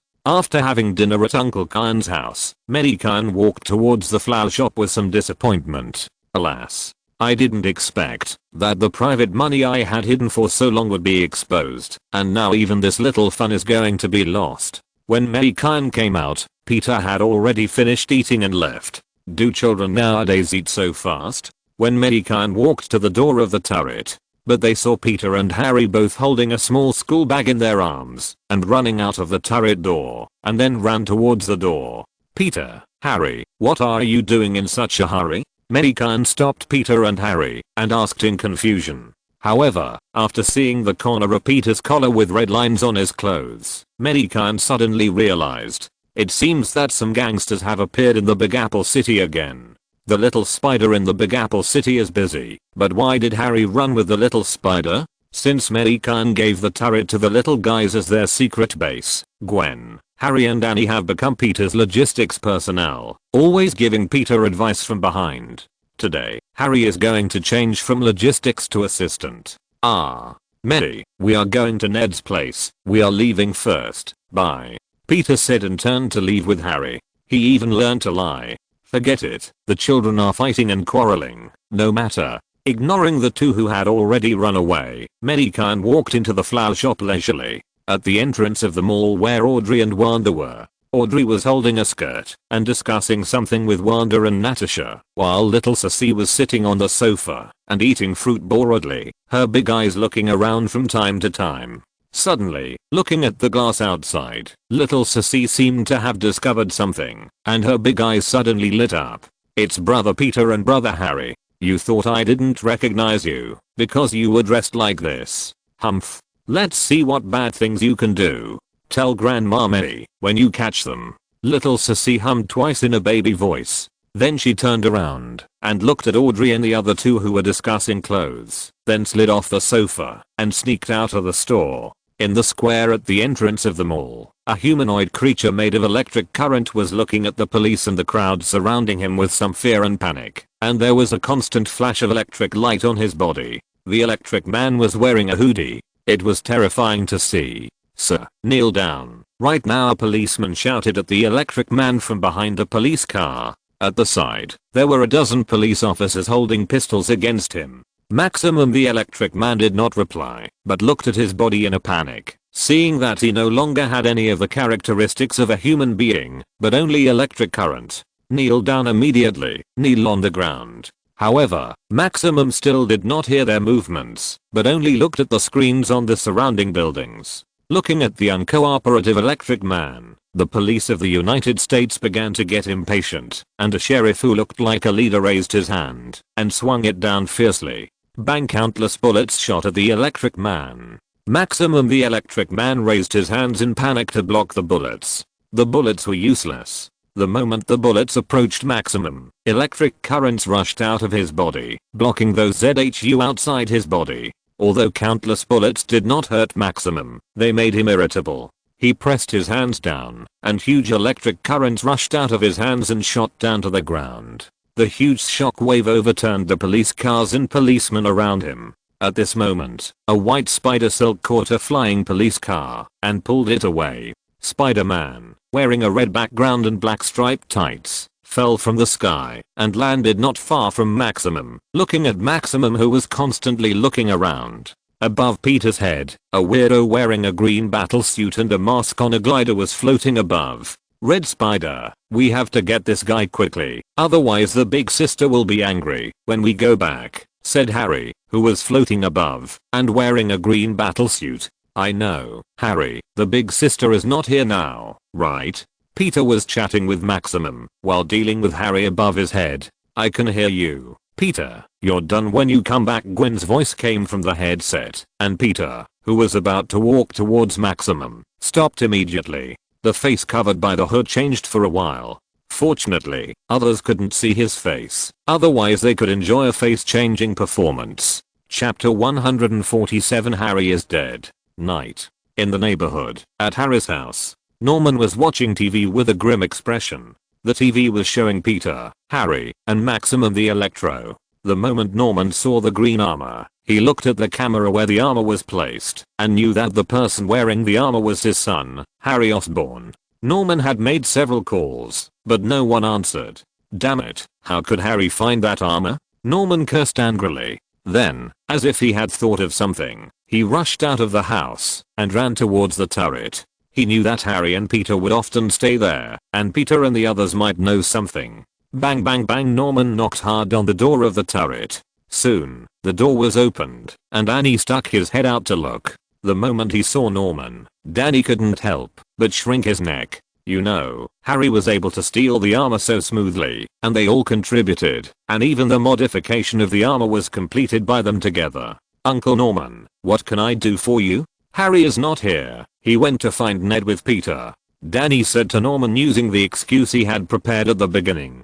Danny, I know Harry is not here, and I also know that he took my things. I have to contact him now, and I think you should be able to contact Harry, Norman said with a sullen face. Let me in, I'll ask Gwen. Norman interrupted Danny and said simply, I'm fine. Uncle Norman, please come in. Danny immediately became timid after seeing Norman's majestic eyes and obediently let Norman in. Peter, Harry, you guys be careful, I don't want to see any bad pictures. As soon as he walked into the turret, Norman heard Gwen's words. Norman turned his head and looked at the two monitors, showing the figures of Harry and Peter. In front of the monitors, Gwen was wearing a headset and looking at several monitors in front of her seriously. She didn't even notice Norman coming in. Harry, come back right now. Norman looked at Harry, who had already fought with Electro on the monitor, and immediately grabbed Gwen's headset and shouted into the headset. He only had Harry as his son, and he had been trying to solve the family's illness for the first half of his life. Now that his family's illness has been cured, he just wants to accompany his son and watch him grow up safely, get married, and then play with his grandchildren at home. Now his only son is actually courting death and becoming a superhero. Harry is just a child, he has not received special training, and he is not a battle-hardened soldier. How can he be a match for those gangsters?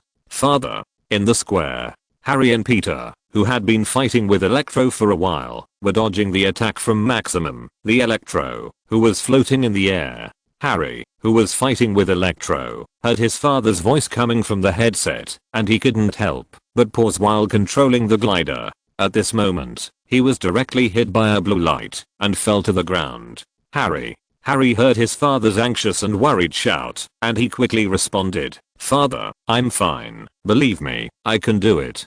Be careful. Norman didn't want to disturb Harry now, so he could only say worriedly. Stopping Maximum, who was about to attack Harry, Peter threw things at Maximum. The spider silk launcher on one of his hands had exploded because it was exposed to the current emitted by Maximum. Now he can only use the things that can be used in the square as weapons. Spider-Man Maximum was furious. No one has ever noticed him. Even the so-called superhero is a liar. Maximum threw Harry behind him and continued to shock Peter. Maximum emitted a series of blue currents, forcing Peter to jump up and down. Maximum, stop, we are friends, aren't we? Peter tried to persuade Maximum while dodging. No, you are a liar. Maximum was even more angry when he heard this. He increased the intensity of the attack again. Peter was hit by the blue electric current when he was not careful, and he was directly hit by the blue electric current, which blasted him onto the wall beside him. He could not get up for a long time. Just when Maximum was about to take advantage of the victory, Harry arrived, and two grenades were shot out from the glider and fell at Maximum's feet. Boom boom, the grenades exploded, and Harry flew towards Peter. After all, he was a child, and he exposed his back to the enemy, not even checking whether the enemy was dead or not. The grenade exploded at Maximum's feet, directly blowing off a layer of the ground, but did not hurt Maximum at all. Turning around and looking at Harry's back in the air, Maximum knew that if he did not get rid of this green fly, he would not be able to touch Spider-Man at all. After thinking about it, Maximum opened his hands, and 2 electric currents as thick as a baby's arm rushed out from the buildings on both sides and directly merged into Maximum's hands. After a moment, Maximum pulled with both hands, and the 2 electric currents were like whips caught by him, and then swept towards Harry in the air fiercely. "Harry, get out of the way." Harry, who was flying towards Peter, suddenly heard his father's screaming voice in the headset. Harry hurriedly tried to dodge by flying the glider upwards, but it was too late. Crackle. Boom. 2 huge currents hit Harry directly, and the huge currents jumped on Harry's body. The glider fell slowly from the air without Harry's control. A few seconds later, when Peter, who had just gotten up from the ground, saw Harry who had been electrocuted in the air, he was stunned, and his mind was blank. Even the calls of Norman and Gwen in the headset were no longer clear. Not long after, the 2 huge currents disappeared, and the black Harry fell from the air to the ground, completely lifeless. Peter woke up and rushed towards Harry on the ground.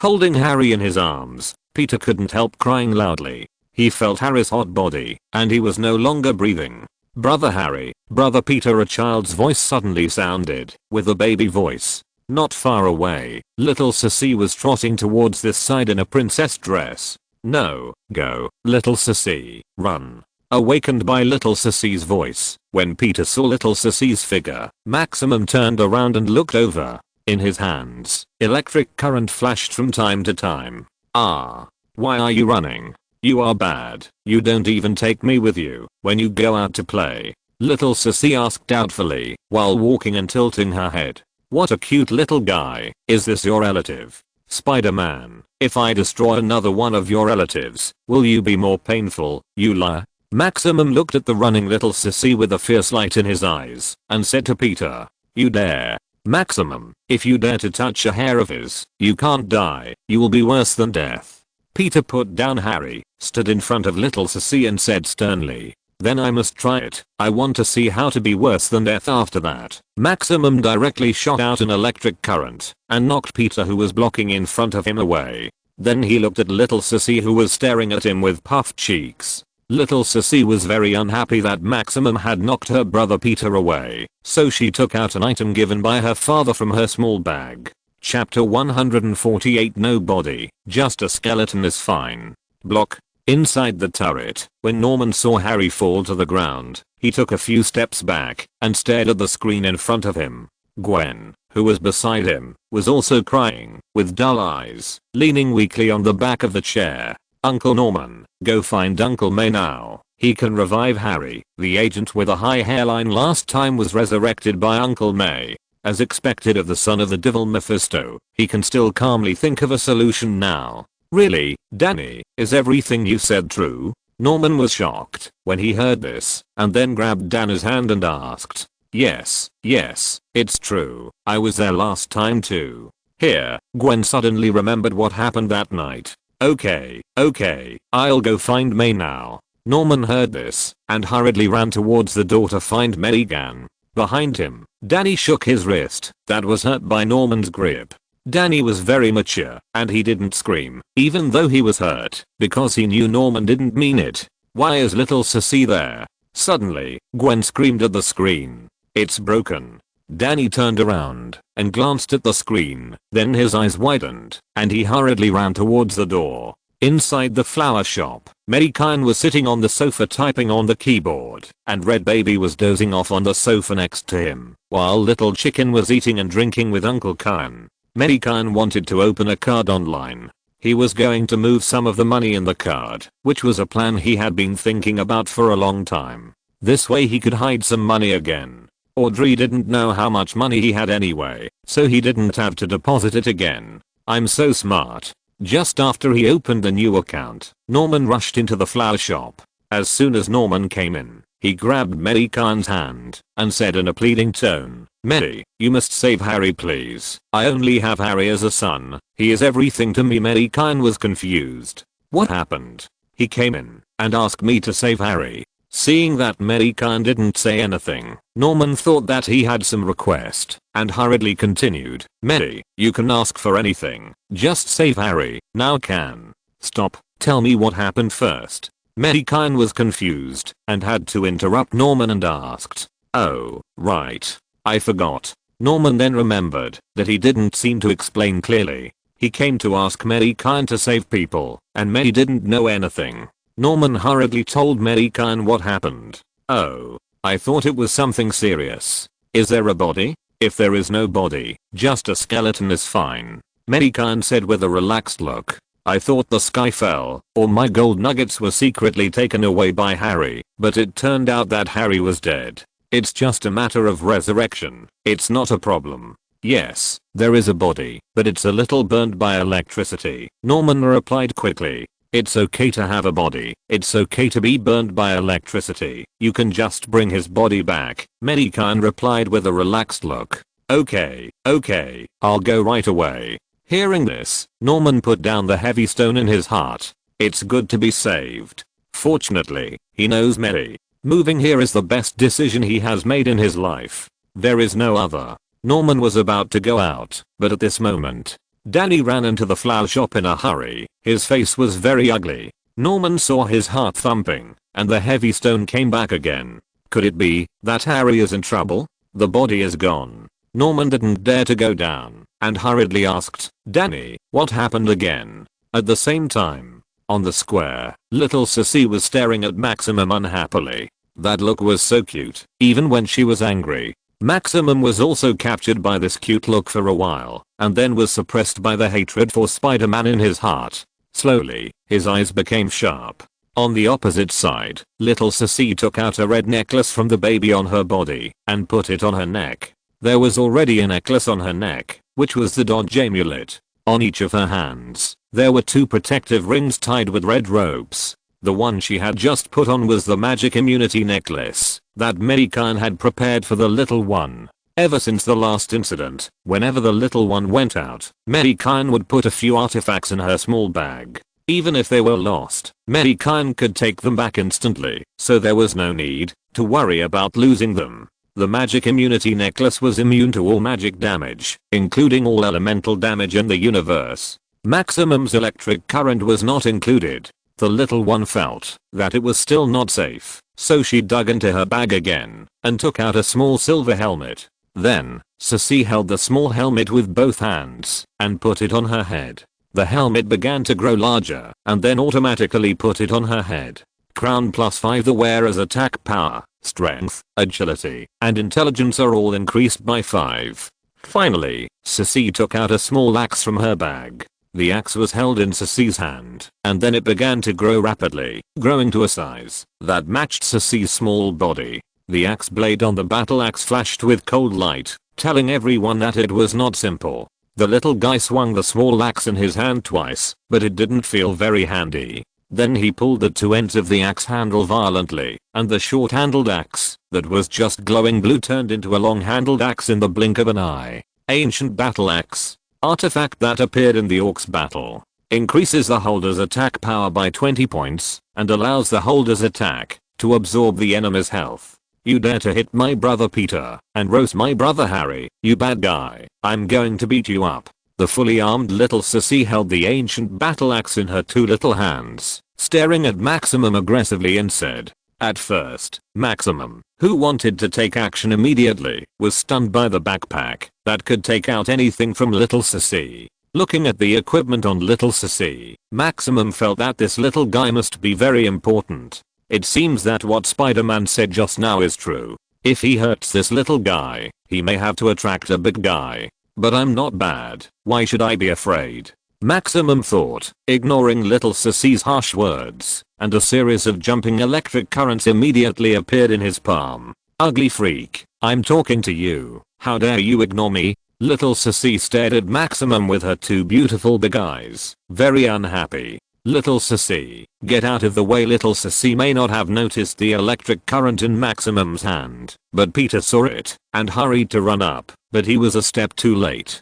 At this moment, the electric current in Maximum's hand had been shot out by him, and 2 electric currents hit the little guy fiercely. However, little Sissy did not make any move. She was scared. This ugly freak had not finished talking before he started to fight. This is not how cartoons are played.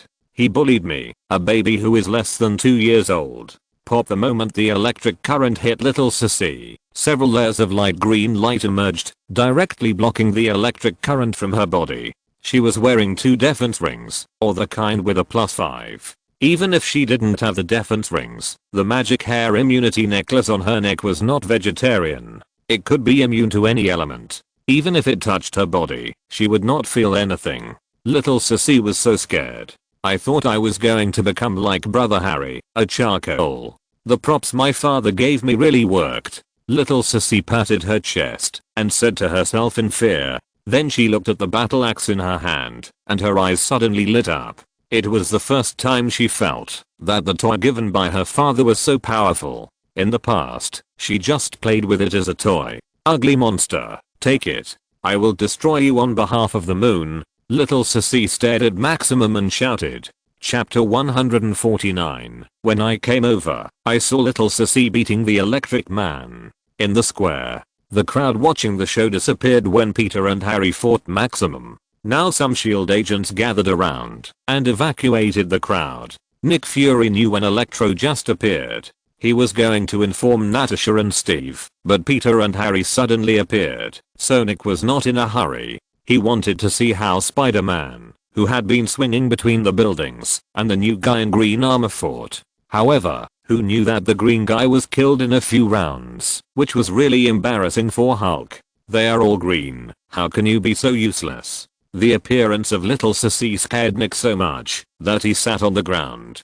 Fortunately, he was the only one in the office, and his subordinates did not see his embarrassed appearance. After waking up, Nick hurriedly called the agents in the distance to rescue people, but how could those ordinary people support them all at once? When Nick saw Maximum take action directly, the only image in his mind was the burning sky over the Big Apple that day. Fortunately, nothing happened to little Sissy. Mei Gan must have given the little one a lot of life-saving treasures. Yes, if he had such a lovely daughter, how could he not bring life-saving treasures to the little one? It seems that it was a false alarm. Nick touched the sweat on his head, and then he saw the most incredible scene he had ever seen in his life. In the square, after little Sissy finished speaking, her small body rushed towards Maximum with the battle axe that was much taller than her. You don't know until you run. Little Sissy felt it as soon as she ran. She seemed to be running very fast. In the blink of an eye, she saw the ugly monster in front of her. Her 2 little hands subconsciously raised the ancient battle axe and smashed it at the ugly monster. She used the back of the axe to hit it. Little Sissy didn't dare to use too much force. She had never hit anyone before. She was afraid of hurting the ugly monster. Bang! Maximum was still interested in the words of the little guy in front of him, but the next moment he lost the little guy's figure, and then he was hit by something. His arm hurt, and his body hit the wall like a bullet. A groove was smashed into the wall behind him, and then dense cracks appeared. Maximum's head was dizzy, and he struggled to stand up.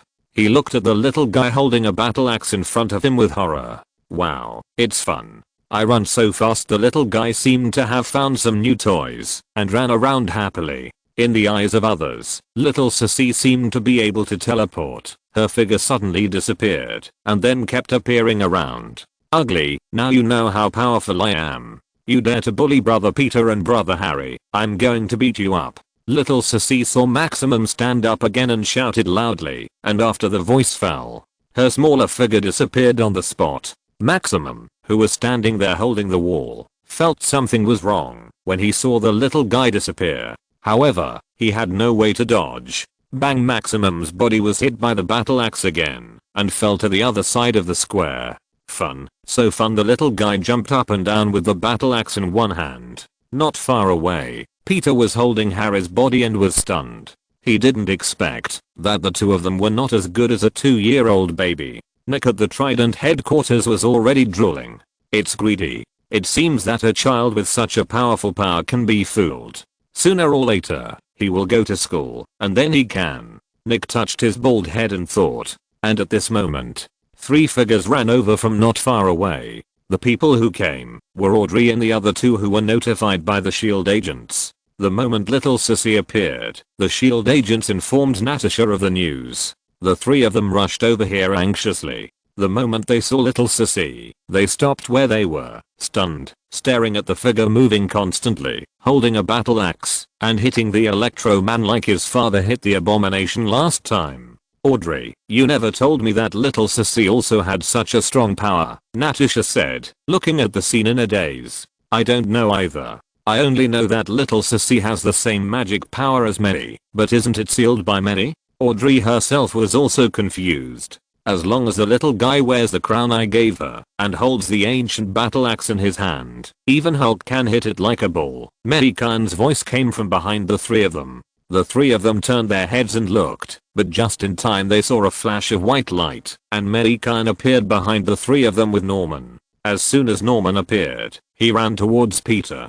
Audrey lowered her head in embarrassment and didn't dare to look at Mei Gan. After all, she didn't think highly of little Sissy. HMPH, you can't even take care of a child. I'll deal with you when we get back. Mei Gan glared at Audrey and snorted. Natasha and Wanda beside him couldn't help but shrink their necks when they heard it. Mei Gan ignored the three people and walked forward. At this time, a background music sounded, and Tony's figure fell from the sky and landed next to Natasha and the other two. Turning his head to look at the little guy who was having fun, Tony swallowed his saliva and asked the three people beside him uncertainly, "This is my lovely little Sissy goddaughter?" "Yes, that's right," Natasha nodded with certainty. "What's going on? Why did little Sissy hit that guy?" "I don't know. We just arrived. As soon as we came over, we saw little Sissy hitting the Electric Man. Maybe it was because of Peter over there." Natasha pointed at Spider-Man who had taken off his hood and said, "Who is lying on the ground?" Tony asked. "I've already said that I just arrived too. Don't ask us anymore," Natasha replied impatiently. "Okay." Tony shrugged and walked over there. "Okay, baby, come back quickly. Stop playing." Mei Gan approached little Sissy and called to her. "Dad." Little Sissy smiled brightly when she saw Mei Gan, and then she jumped into Mei Gan's arms in the blink of an eye. Dad, do you think I can run fast?" Holding the battle axe in her hand, the little guy asked Mei Gan with a smile. "I run very fast. Little Sissy is really great." "Okay, take the battle axe and crown back." Mei Gan touched the little guy's head and said softly, "But, Dad, that ugly guy." Little Sissy pointed at the Electric Man who was standing up with difficulty.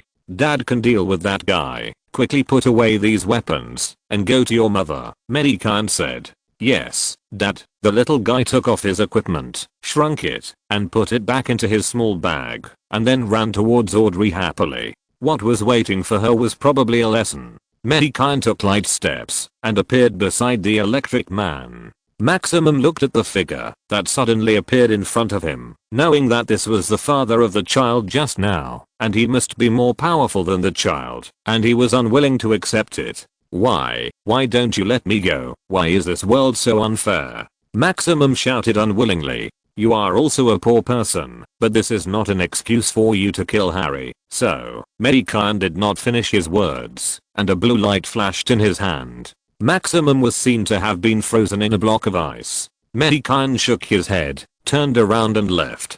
Bang, the ice exploded and shattered into pieces all over the ground, and then a flame ignited, burning all the pieces on the ground into ashes. Chapter 150, Another Frightened Death. Square. Mei Gan walked to the side of Norman and others, and then said, "Norman, you hold Harry, let's go back first." Norman nodded when he heard it. "This is Harry." Tony frowned and looked at the charred body in Norman's arms. "It was that guy just now who did it," Tony whispered to Peter beside him. "Yes, Mr. Stark, it's all my fault." Peter's voice was still a little crying.